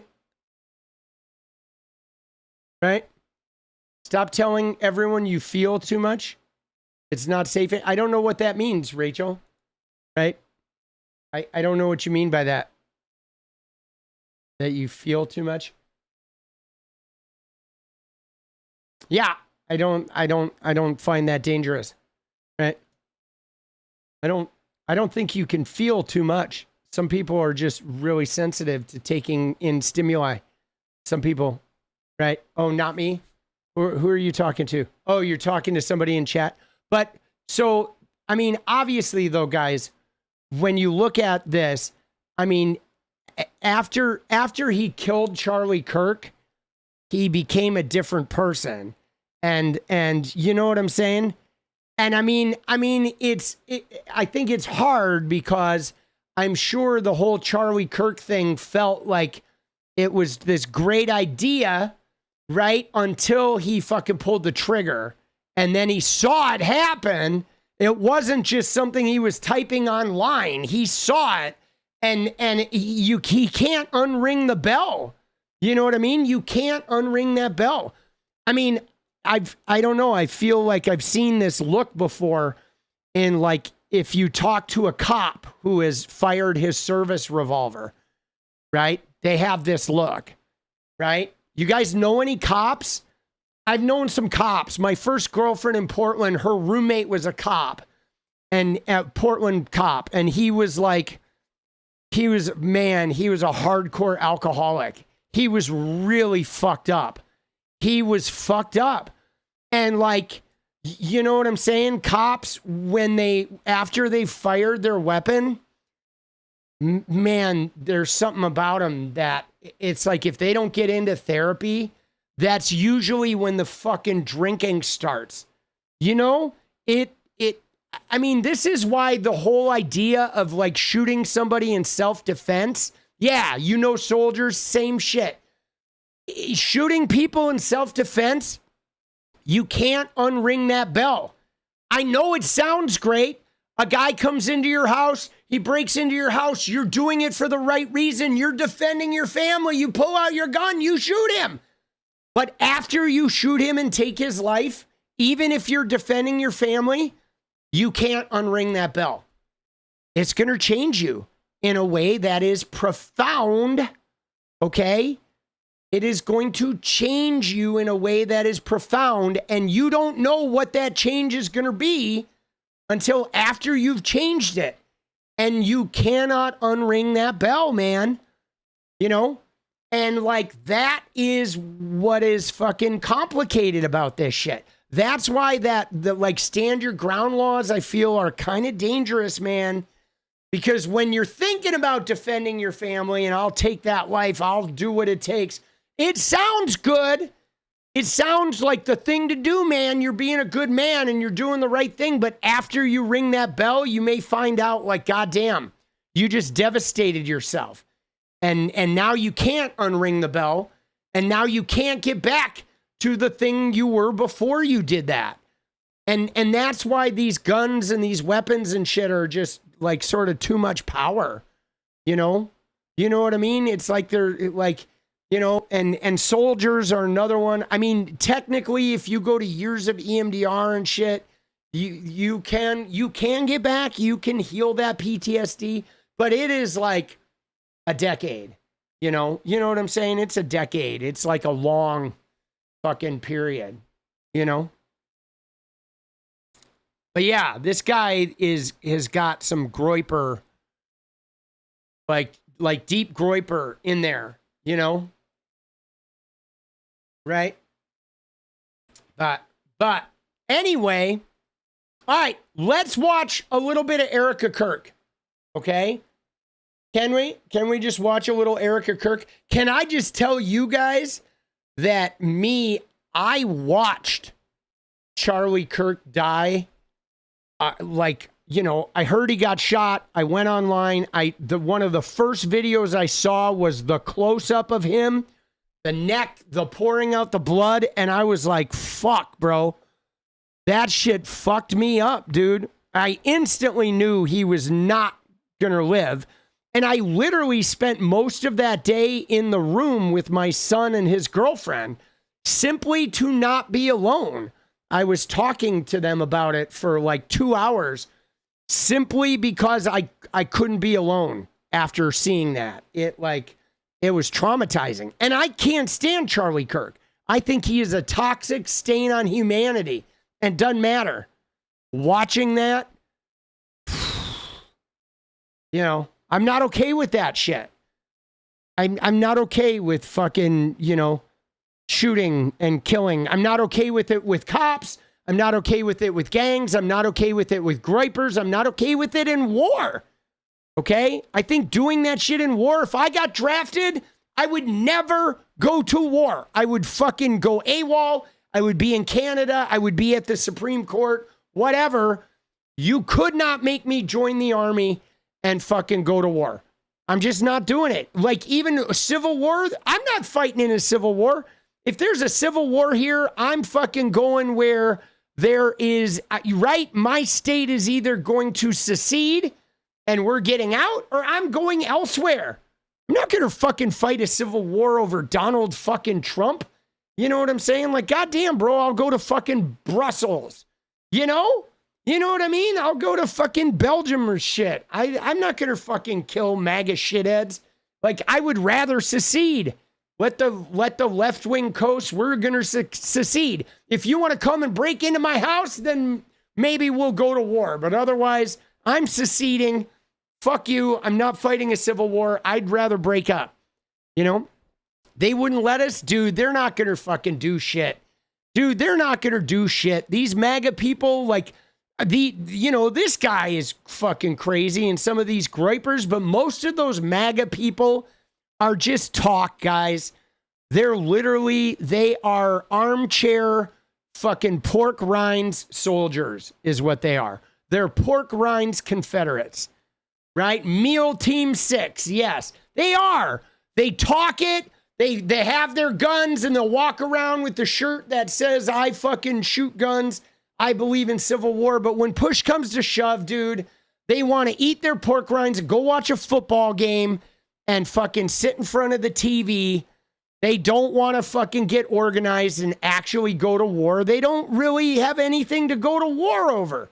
They just want you to think that they want to go to war because they want you to be scared and uncomfortable and they want to feel like they have power. You know what I'm saying? But I think most 90% of those motherfuckers, they don't have the energy for war, dude. They literally are just trying to fucking take their family on vacation. You know what I'm saying? Is Trump sending in the real military? Yeah. I don't think Trump has the stones for that. You know what I'm saying? I don't. Trump is sending the National Guard to Memphis. Don't you forget. Okay? He's sending the National Guard to Memphis. Now, that doesn't mean I'm going to look the other way and let Trump sneak up behind me. I'm going to keep an eye on him, but he doesn't have the stones, dude. Trump is a pussy. Okay?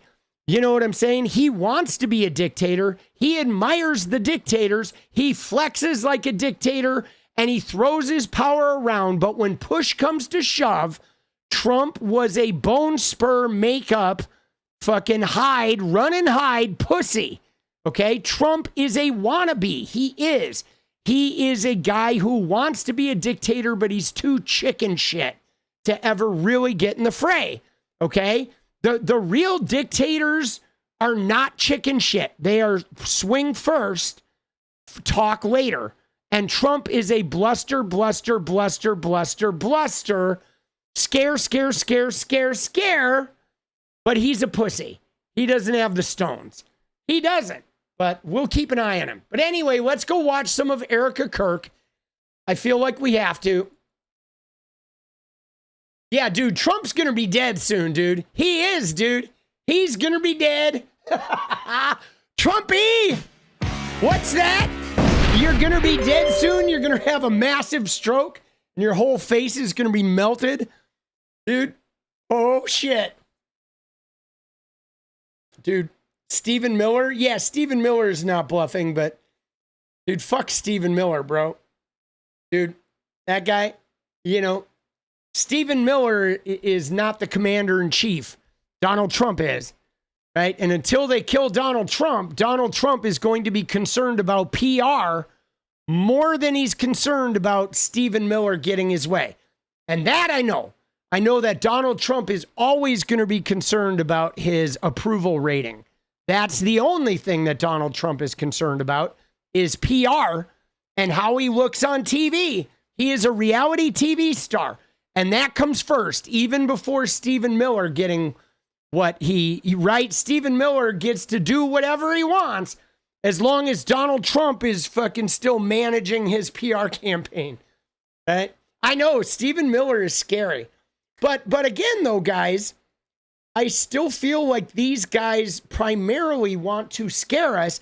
And I feel like Stephen Miller, let's watch Bradshaw put his minute screed. Let's watch his screed. Okay, Bradshaw, put that link back in the chat. Because I'm telling you right now, guys, Stephen Miller, we're about to watch some of his meltdown, but I really think a lot of Stephen Miller's meltdown is motivated by fear and insecurity. And I think Charlie Kirk getting blown away has him a little bit rattled. You know, I think he's a little rattled, which is making him like extra fucking like freak out, grasping for control. Oh, I found it. Oh no, that's Callahan. Let me go back. I think he's rattled, dude. Dude, I bet this. You ready? You ready for this? Here. I bet if you go into a room with Stephen Miller, right? I bet if you go to Mar-a-Lago or somewhere where Stephen Miller is, the steakhouse, and Stephen Miller's in there talking his racist shit, I bet if you go and you slam a door real hard, make it sound like a gunshot, Miller will fucking be under a table in 2 fucking seconds. He won't pull out a piece and be like ready to go. He will fucking dive under that table like a scared fucking cat, bro. Okay? I'm telling you. I know he's reaching and he's preaching and he's like, we're going to fucking come find you. We're going to pull you out of the hole. But I still think he's motivated by being a little bit rattled. I think the Charlie Kirk thing put a little bit of the fear of God into him. And now he's going to like overreact. But I'm telling you right now, dude, if you gave him the door test, dude, he would not pull out a piece and he would be hiding, dude. I don't know, dude. Right? I think. Dude, all right. Where's that clip, though? I want to find that clip, dude. It was a Rupar. Stephen Bradshaw's gone, dude. Where'd he go? Maybe it's in here.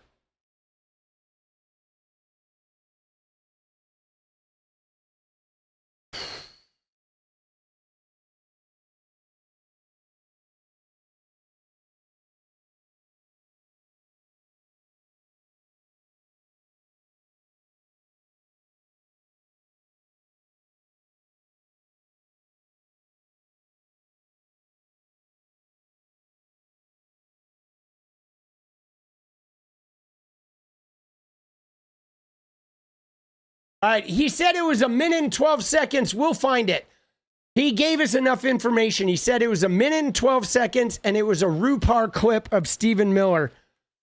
So let's go find a Rupar clip of Stephen Miller that's 1 minute and 12 seconds long. Shouldn't be too hard to find, right?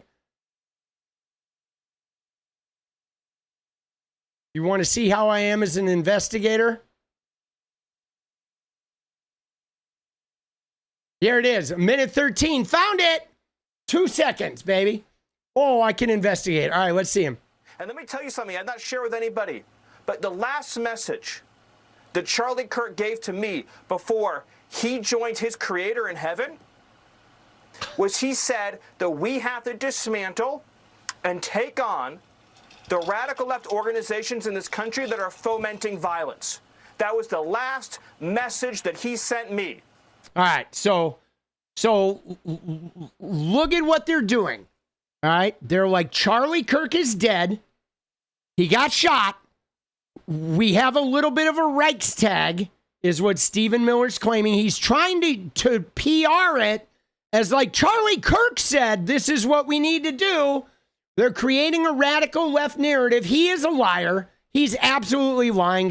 Charlie Kirk didn't say that shit to him. They're trying to use Charlie Kirk to build popular support for them being able to, like, Antifa's a terrorist org. We're going after all the far leftists, right? They're trying to take power. But again, though, they have to win a little bit of a PR war, guys, because these guys aren't just balls to the walls dictator, dude. These guys are guys that got bullied in high school. Okay, Stephen Miller got bullied.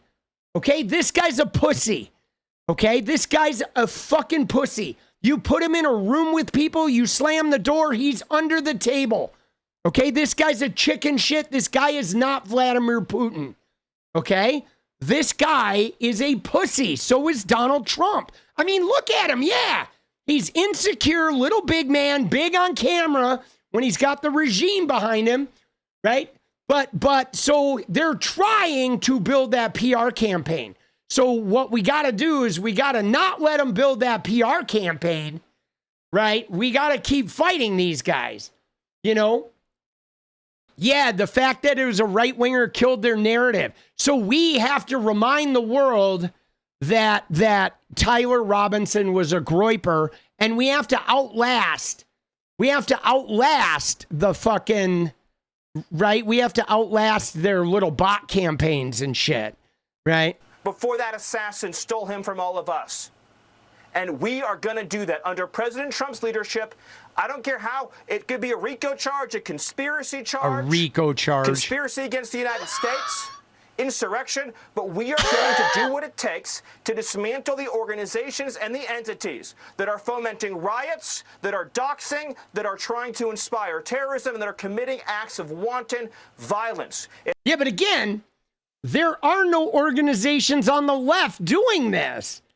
Like, you know what I'm saying? A RICO charge against whom? Against Nick Fuentes?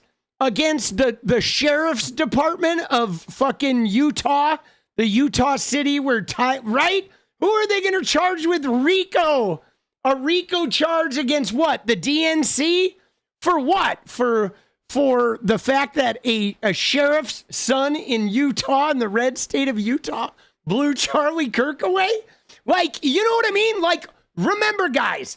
Okay, you ready? Can I just show you? You remember Bill Pulte? You remember fucking Lisa Cook, right? Bill Pulte is the guy that Mr. Beast, he paid Mr. Beast for years during the pandemic. I'm giving away money. He built millions of followers through Mr. Beast. Now he's Trump's fucking housing guy.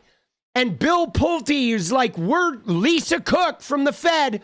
Mortgage fraud, right? He's like, oh, she 2 primary residences. We're going to put her in jail. They've been talking about this for weeks. Well, lo and behold, look what happened. Right? Lisa Cook, her Atlanta property was a vacation home on the documents. They've been lying. Bill Pulte's not prosecuting Lisa Cook at all. They were trying to say she was mortgage fraud so Trump would fire her. Trump fired her. She said, fuck you. You can't fire me. I'm not going anyway. She won in court. She's still there. She didn't commit fraud. Right? Bullshit. All right. This is their RICO charge. Okay. All right, Miller, you're going to get a RICO charge. Let's go. Right? So Lisa Cook was going to jail. So was Barack Obama. Right? She did win in court. And I mean, this, like, she's still on the Fed. She hasn't gone anywhere. Right? He didn't have the authority to fire her. But the thing about this, RICO charge. Oh, RICO. 𝗙𝗍𝗄𝗆. Right? Dance with Pedro, maybe. Like, I don't know, man. I mean, I know he's flailing. You know, I know he's flailing because he's fucking, like bummed out that Charlie Kirk is dead. They lost a very important foot soldier. It wasn't a leftist. They're scrambling. He's mad. He wants to fucking kill every Democrat, right? But like, Elon's probably banging his wife tonight, with the turkey baster, right? It has to stop. And my message is to all of the domestic terrorists in this country spreading this evil hate. You want us to live in fear? We will not live in fear, but you will live in exile. Dude, yeah, see, he's scared, dude. He's scared. Look at him. Look at his face, dude. He's like, they fucking blew Charlie Kirk away. He's like, goddamn, he could be next. He's fucking scared. He knows, I think these guys know the Groypers are fucking crazy. I mean, dude, who's afraid of a leftist? Like, really? We're out there with our masks on, waving the pride flag, fucking wearing women's clothing and shit. and talking about our feelings. Who the fuck is afraid of a leftist? Nobody. But a Groyper, like, those guys are fucking insane. You know what I mean? Like, dude, I think they're scared. I think they're rattled, man. Now, let's see how they overreact, though. Because I did say, guys, I mean, I did announce this, all right? This MAGA on MAGA violence has to stop. But here's what I announced, guys, right? Was right here, okay? Right here, guys. This is very real, okay? They're going to try taking away our civil rights over this Charlie Kirk thing. You watch. Despite it being a religious, straight white, MAGA-raised, gun-loving male, they're going to try to use this as an excuse to target leftists and trans people. Mark my word. Right? And they're going to. Right? And they're scared. Right? Stephen Miller, he's fucking scared to death, man. Look at how he's like, acknowledge me. Right? Remember how I told you these guys are like, they're like parents that have lost control over their fucking right, have lost control over their kid, and so they're threatening, I'm going to take away your video games, I'm going to take away your car, I'm going to prevent you from seeing your girlfriend. If you do one more thing, I'm going to chain you to the bed. You're never going on vacation. I'm taking you off the sports team. They're just yelling every possible like thing to try and scare you into doing what they want. But the parent really is afraid they've lost control. They know they've lost control. Like, I think these guys, he looks scared, man. I mean, look at him, dude. And let me tell you something I've not shared with anybody. I've not shared with anybody. That Charlie Kirk gave to me before he joined his creator in heaven was he said that we have to dismantle and take on the radical left organizations that are fomenting violence. Message that he sent me. That was the last message that he sent me. Please don't shoot me. Before that assassin stole him from all of us. Before that assassin, that Groyper, that we fucked up and made that Groyper, stole him from all of us. And we are going to do that under President Trump's leadership. Under President Trump's fucking saggy, sunken, stroked out face. I don't care how it could be. I don't care how. A RICO charge. It could be a RICO charge. Conspiracy charge. Conspiracy against the United States. Conspiracy against the United States. Insurrection. I'm not exactly sure who we're going to charge this with, but we'll think of somebody, right? But we are going to do what it takes. To dismantle the organizations and the entities that are fomenting riots, that are fomenting. Dude, that's his favorite word, dude. Fomenting.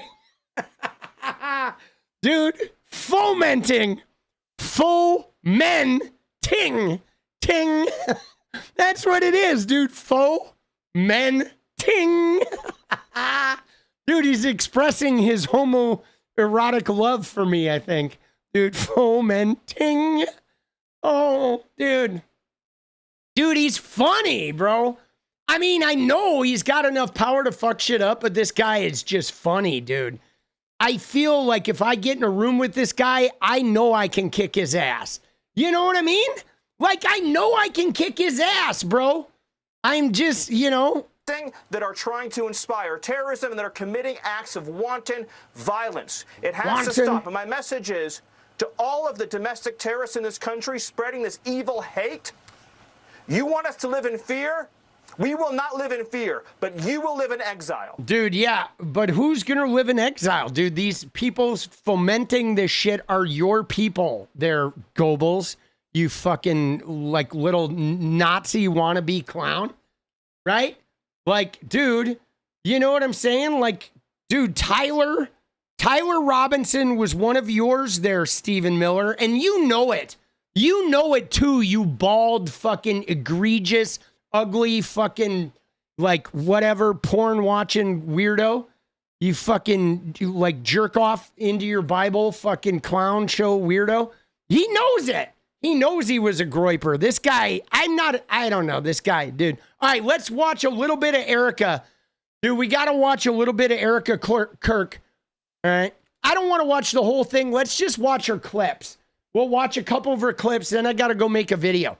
But dude, she annoys the shit out of me.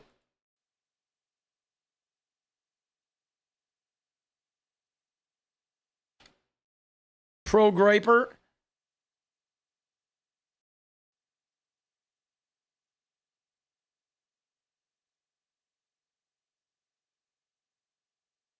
Dude, look at this shit though, dude. You see Trump? Dude, how are you holding up on Charlie Kirk? And he's like, oh, they're building my ballroom. Dude, Trump, see?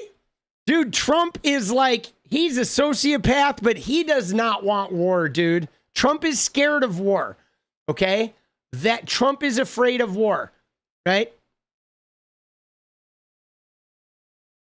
Trump is afraid of fucking war.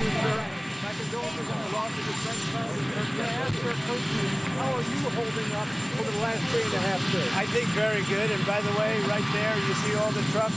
They've just started construction of the new ballroom for the White House, which is something they've been trying to get, as you know, for about 150 years. And it's going to be a beauty. It'll be an absolutely magnificent structure.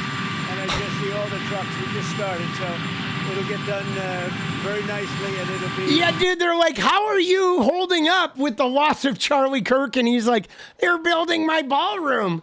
Oh, dude, like, what the fuck? One of the best anywhere in the world, actually. Dude, right? It's fucking wild, bro. Oh, shit. He is so torqued. But yeah, I mean, when you think about this, right? When you think about when they're talking about the RICO charge and shit, who do you think Stephen Miller's going after? Right? The thing I think of is maybe Act Blue, right? They're going to try, right? Because I mean, if they can disrupt Act Blue, that means we don't have our primary fundraising thing, right? So when I think about RICO and that shit, I think they're going to go after Act Blue. There's already been rumbles about that, of them trying to sort of shut down Act Blue, because then we would have no money for the elections. Okay? So that is something but they've been angling that, and they're not going to be able to connect Act Blue to fucking Tyler Robinson, the Groyper. You know what I'm saying? So, I mean, I know they have these big plans. I'm just not confident that they're capable of accomplishing them. But, all right, let's find a little bit of Erica, the fucking weirdo. I don't like this woman. I'm going to admit, I just don't like her, dude. I guess is ASIN. I don't think RuPaul was covering it. You need that link? Dude, Bradshaw, put the link for Stephen Miller in there for homie. I'm about to watch some clips of his wife. Dude, I don't like Charlie Kirk's wife, dude. I think she's a clown. That's why I did that BBC joke, because I think she's a clown. Oh, dude, I guess I'm not finding it. Dude, yeah, she needs some fucking therapy, bro. All right, here's one of these. Let's watch this. The evildoers responsible for my husband's assassination have no idea what they have done. Dude, see, she's just not threatening, guys. You know what I'm saying? Like, I get it. She's hurt. I mean, she should be hurt. Her husband got blown away publicly. She thought he was invincible, right? She is fucking, of course, she's beside herself. She's probably filled with rage. But she's going to hold this against gay and trans and Democrats and all that. But, like, dude, what is she, the evildoers? Like, it was a Groyper. It was somebody emboldened by your fucking husband. Like I mean, I don't know, dude. I just feel like she's going to run into a brick wall of her own making. Okay? That's what's going to happen with a lot of this shit. Like, again, I feel like Charlie Kirk was the Donald Trump of the TPUSA movement, and I don't think he's easily replaceable. I saw some shit about Ben Shapiro going to the colleges, and like, that ain't gonna do it, dude. Ben Shapiro, like Charlie, I hated Charlie, okay? I did not like Charlie, okay? I did not. He was a piece of shit, but he had a thing, man. He had a little, like, charismatic power that resonated with people, okay? And I don't think they have a replacement for him. You know what I'm saying? They don't have a replacement for him, man. They really don't. I don't think they do. You know what I'm saying? I don't think they do. I'm not seeing it. And she sure as hell ain't it. Dude, she's like Riley Gaines on some bad acid. You know? You know what I mean? Now, you ready, though, for a warning? Fair warning, guys. That doesn't mean there's not somebody even worse than Charlie Kirk that's about to rise into that position. That very well could be, right? That there's somebody worse than him that may, right? Like, we didn't think there was going to be anything bad worse than George Bush, and then Donald Trump showed up. So there could be something even worse lurking in the shadows that's going to rise up now. But like, mostly, I think we need to pick apart TPUSA like a carcass, right? We do. We need to pick them apart and we need to like put that organization in the fucking trash can right now and fuck this fucking crazy person.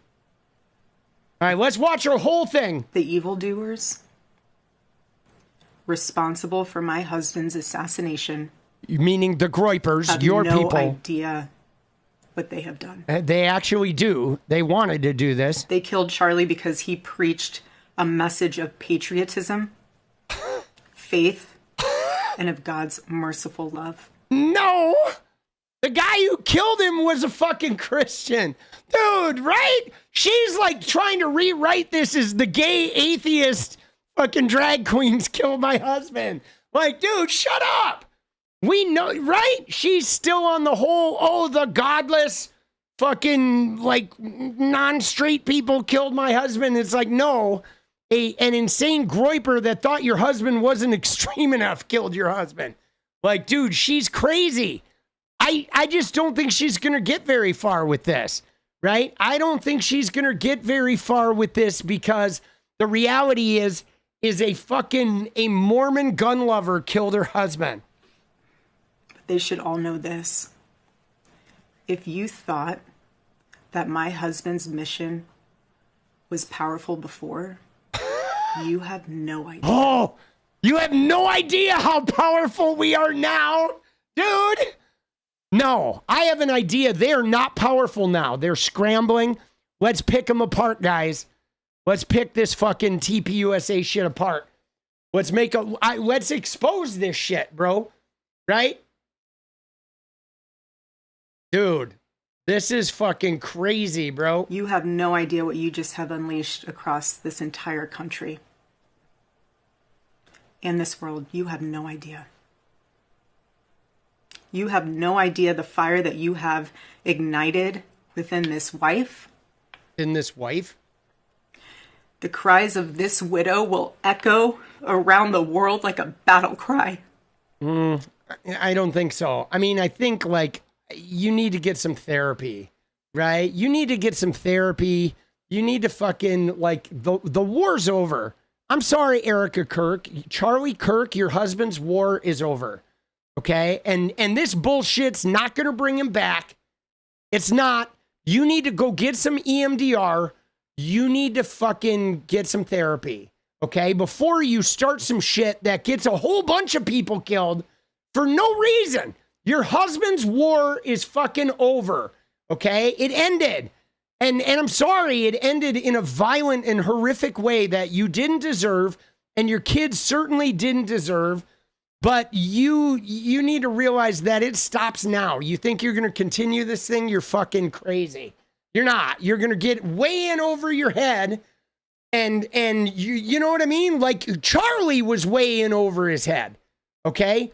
Charlie was in over his fucking head, which is how you got to this podium to begin with. So like fucking let it alone, man. You know what I mean? And like, hold on one sec.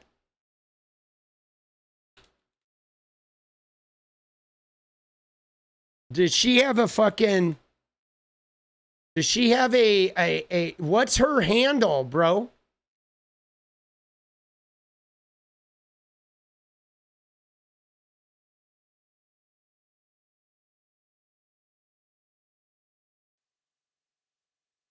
Oh, here it is. Okay.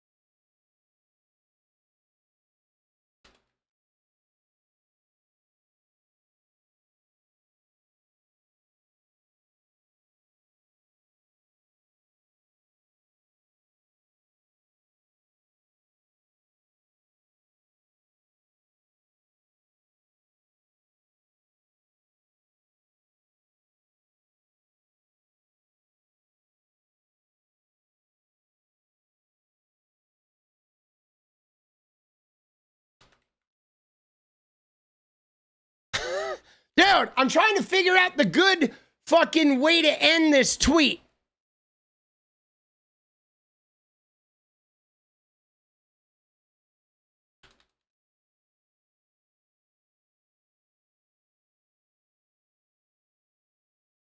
All right, there we go.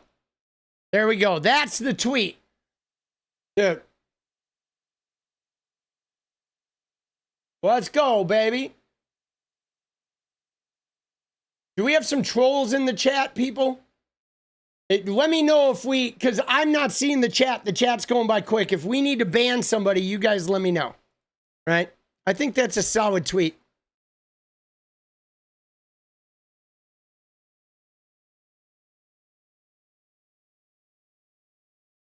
Dude.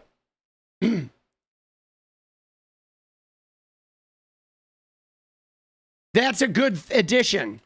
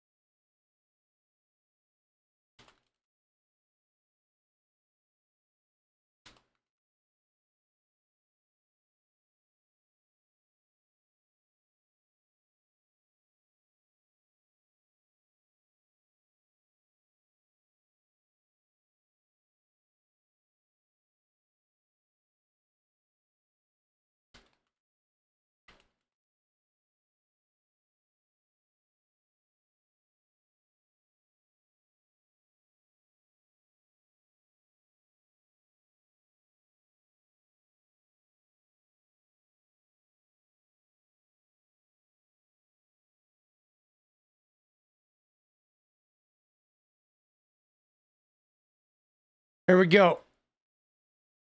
Good fucking, good point. Dude, her kids do need her. Dude, I mean, I get it. Dude, she's fucking, right? Dude, what is this person, dude? You're fucking, nobody cares, boss, about your crybaby shit. I get it. You're trying to get some reaction. Dude, whatever. I don't even see your fucking messages. I mean, you haters, nobody cares. right? I get it. You're on the internet. You want to come in. You want to like take some power over me. You don't have any power over me.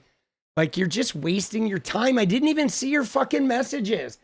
You do that shit on fucking Twitter too. You sent me these DMs. I fucking screenshot them and put them on the internet. And sometimes I don't even read them. What happened? Nothing. I don't know. It's just somebody like some lonely person screaming out for attention. Oh, you're not manly enough. Oh. Like, dude, shut up. Dude, use that energy for good. Go build something instead of just crying like a fucking bitch. In my replies all the time, go build something. Go become a commentator yourself. Build a community of your beliefs. Go out there and change the world instead of being a lazy, whiny bitch that just fucking sniffs my fucking ass crack all day long. It's a waste of your time. You're not going to fucking kill my momentum at all, but go do something that's satisfying so you don't have to just be a follower your whole goddamn life. Because if you're running around chasing me, like telling me how awful I am, you are a follower. And I'm not a follower. I don't fucking listen to that shit. I'm a leader. I go out and do. I build shit.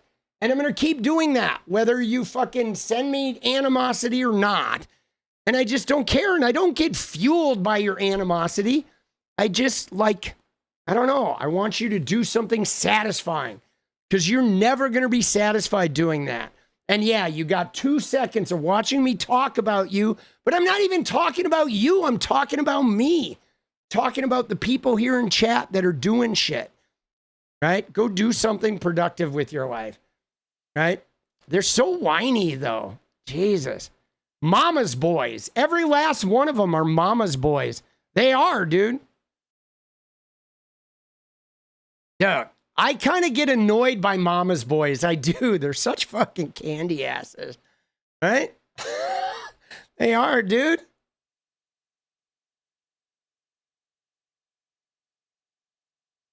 All right. Is that all we got from Erica Kirk?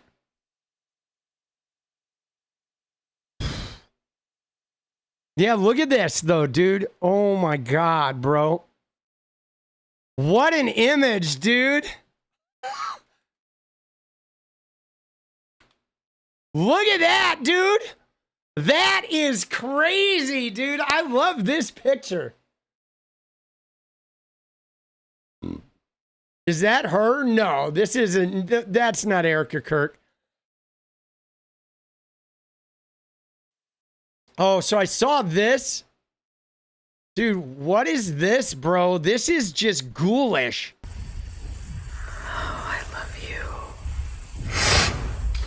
I love you.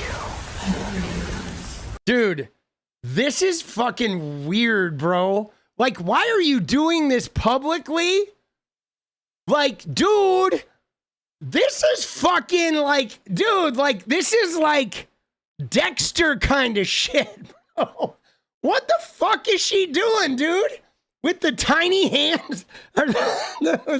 It's like that. Remember that fucking, dude, they're like, dude, this is morbid. Bro, morbid, dude. This is some morbid shit. I love you. Like, fuck, bro. This is fucking, like, dude, she's like mentally ill, man. I love you. I love you. I know. I love you. I love you. Dude. God bless you. Jesus. I mean, I get it. She's hurt, but like, somebody do a mental health check on this woman, bro.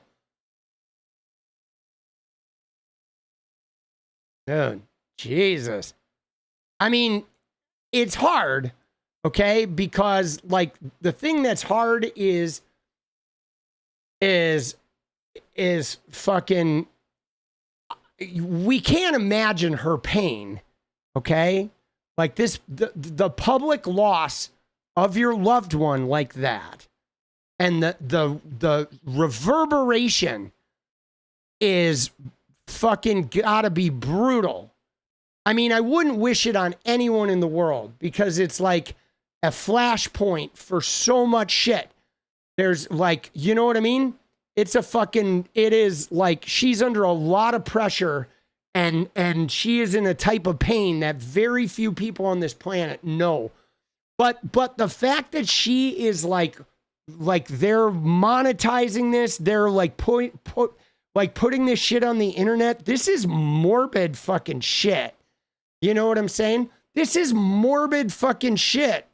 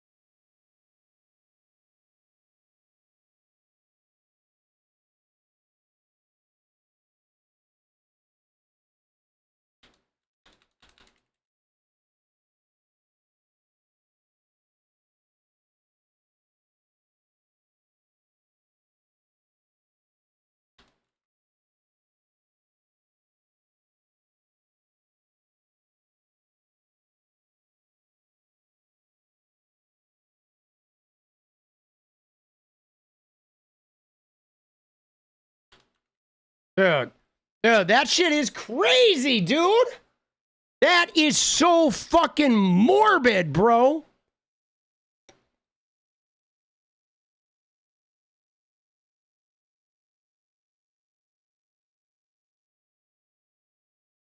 Dude, yeah, this is fucking like, this is some morbid shit, bro.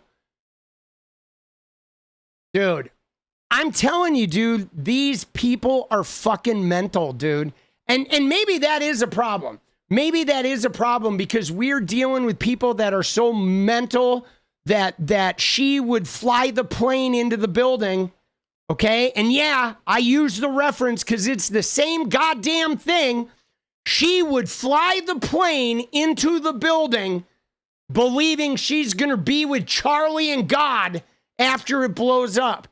Okay? They're fucking mental. Dude, they're no different. These fucking Christian zealots are no goddamn different than the Taliban or they are a death cult. Fucking, no joke, man.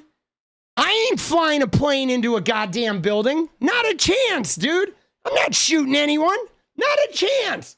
No self-respecting leftist is doing that shit. They are fucking mental, bro. She's not well. Dude, she's not well, man. Jesus Christ, dude. Is he getting a state funeral? He's getting a state funeral because his daddy Warbucks owns the money, dude. He's not getting a state funeral because he deserves it. He's getting a state funeral as a PR campaign because his rich daddy Warbucks can buy him a state funeral and make it happen. It's the same fucking DEI wannabe undeserved shit, okay? Where they get the world when they don't deserve it because they have powerful daddies. That's it. You know what I'm saying? Right? You know what I'm saying? Dude, they are nutcases, bro. Holy shit, she's not well. Dude, she's fucking crazy. I feel bad for her kids, though, man. So I heard about this, though. I do want to watch this part. When I got home last night, Gigi, our daughter, just ran into my arms. And I talked to her and she said, "Mommy, I missed you." I said, "I miss you too, baby." She goes, "Where's Daddy?" What do you tell a 3-year-old?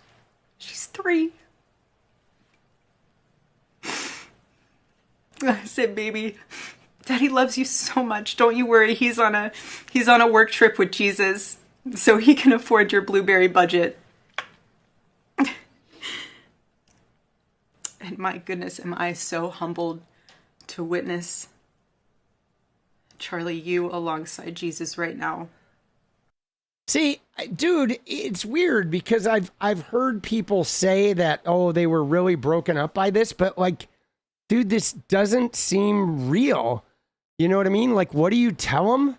Like, what do you mean? What do you tell them? You sit them down and you fucking explain to them that, like, you know, something really tragic happened to your daddy, that like they're not going to be coming home, and they may not understand it, but like, we're going to grieve and we're going to cry and we're going to be sad. And like, you know what I mean? There's no like single answer. You know what I mean? But like, what's crazy about this is like, she's like, I don't know, dude, this is like so performative, you know? And why are you doing this publicly?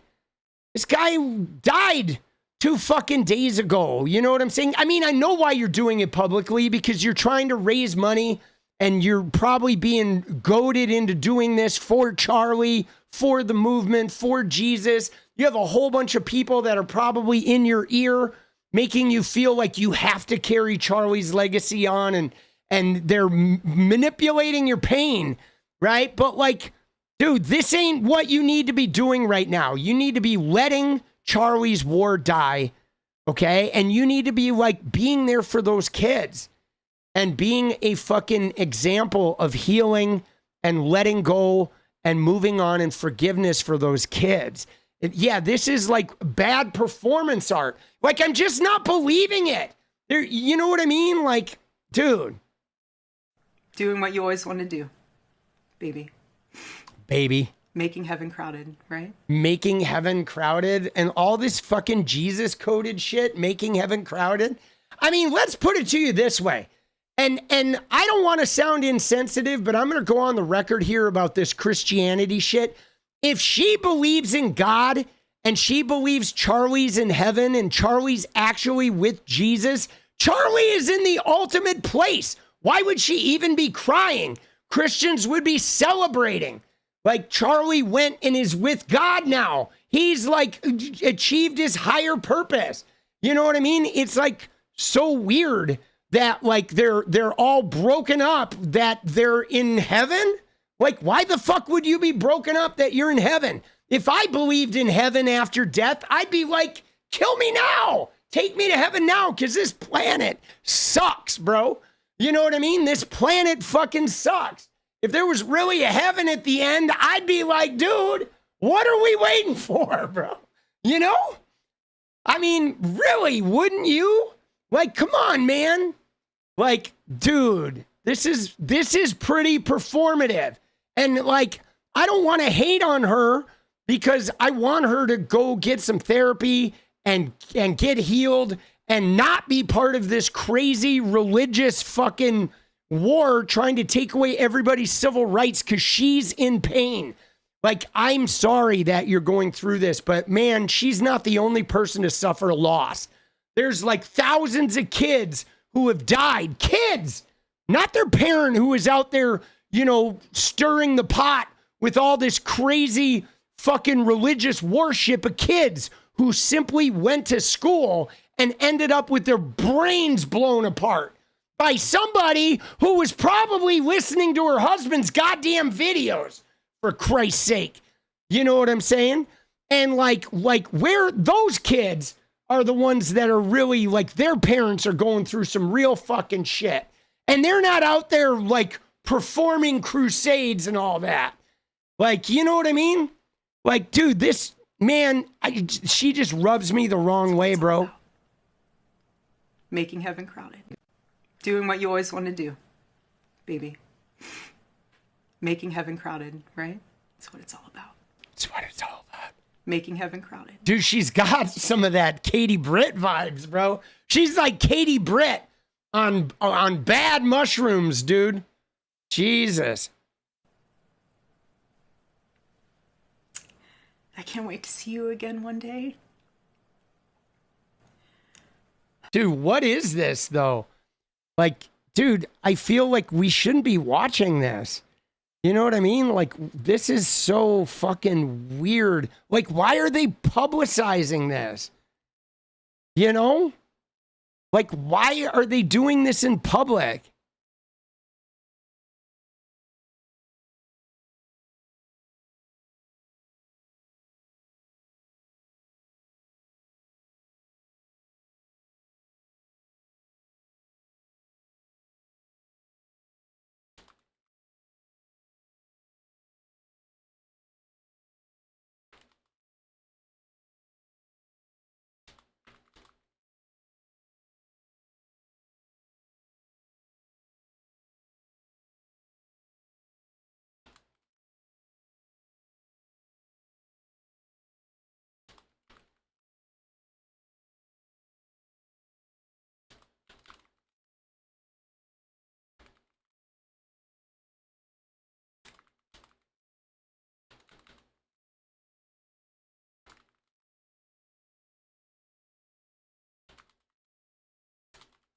Dude, this shit is fucking, you know what I mean? Dude, this is so dumb, bro.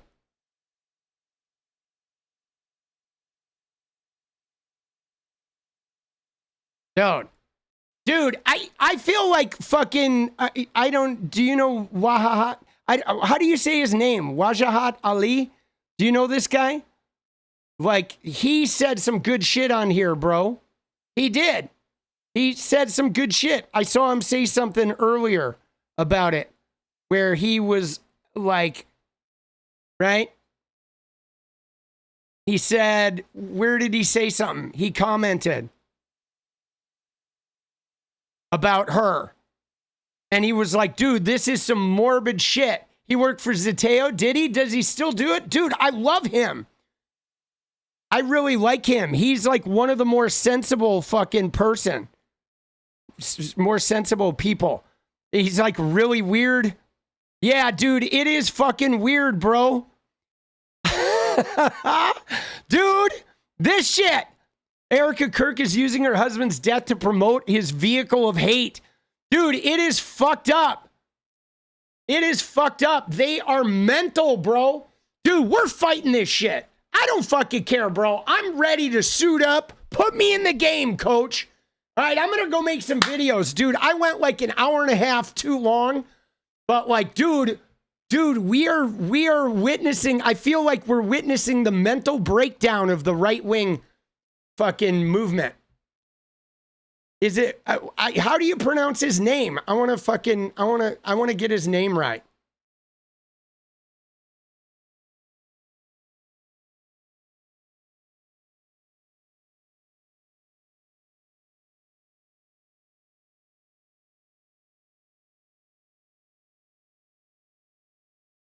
Wajahat Ali.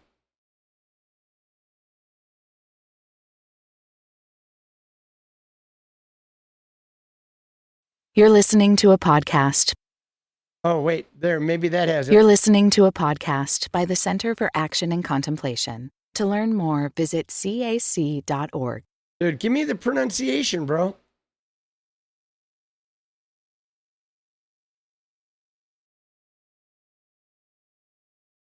Wajahat Ali. Dude, that's like one word. Wajahat Ali. Dude, he's on YouTube. I know. Does he say his name, though? Like, sometime, let's find him. Oh, wait.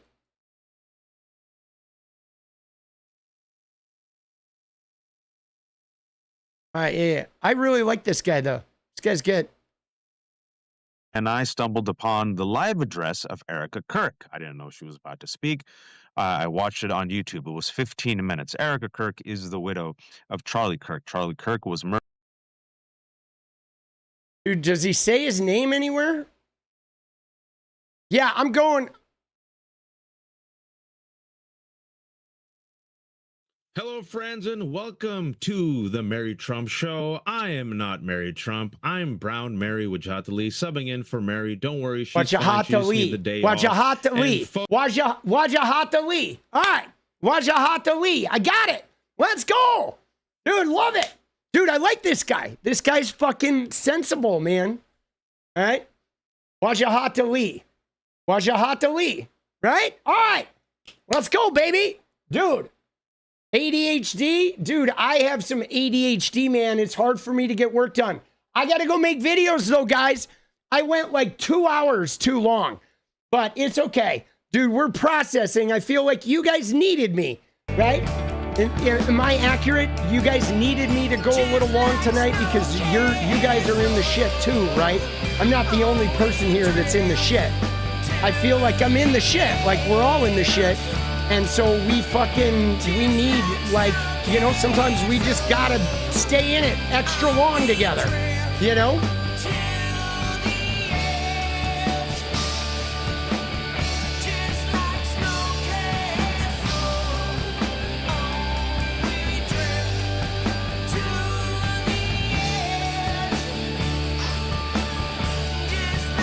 All right.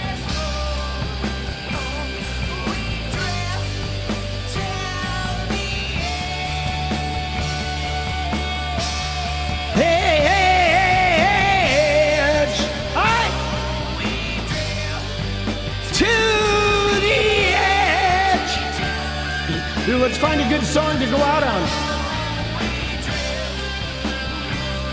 I guess we'll go out on the song of positivity, right? Y'all know what that is?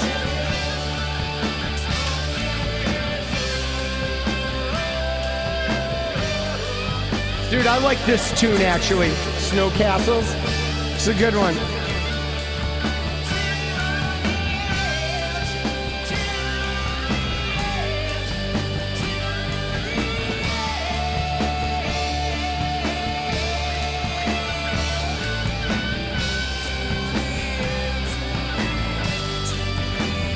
To the edge. Thank you guys for taking this crazy journey with me. All right. We'll see you guys tomorrow. Take care of that head, guys. I love you. I'll see you tomorrow. Keep it real. And whatever you do, don't give up. Good night.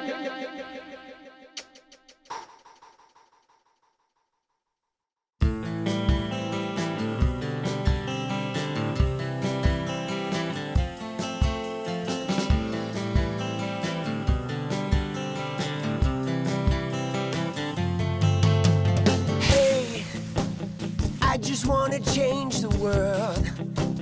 I just want the perfect girl. I don't want to hang around. I'd rather be found. It gets better. I wonder my pleasure together. Everyone's waiting, anticipating.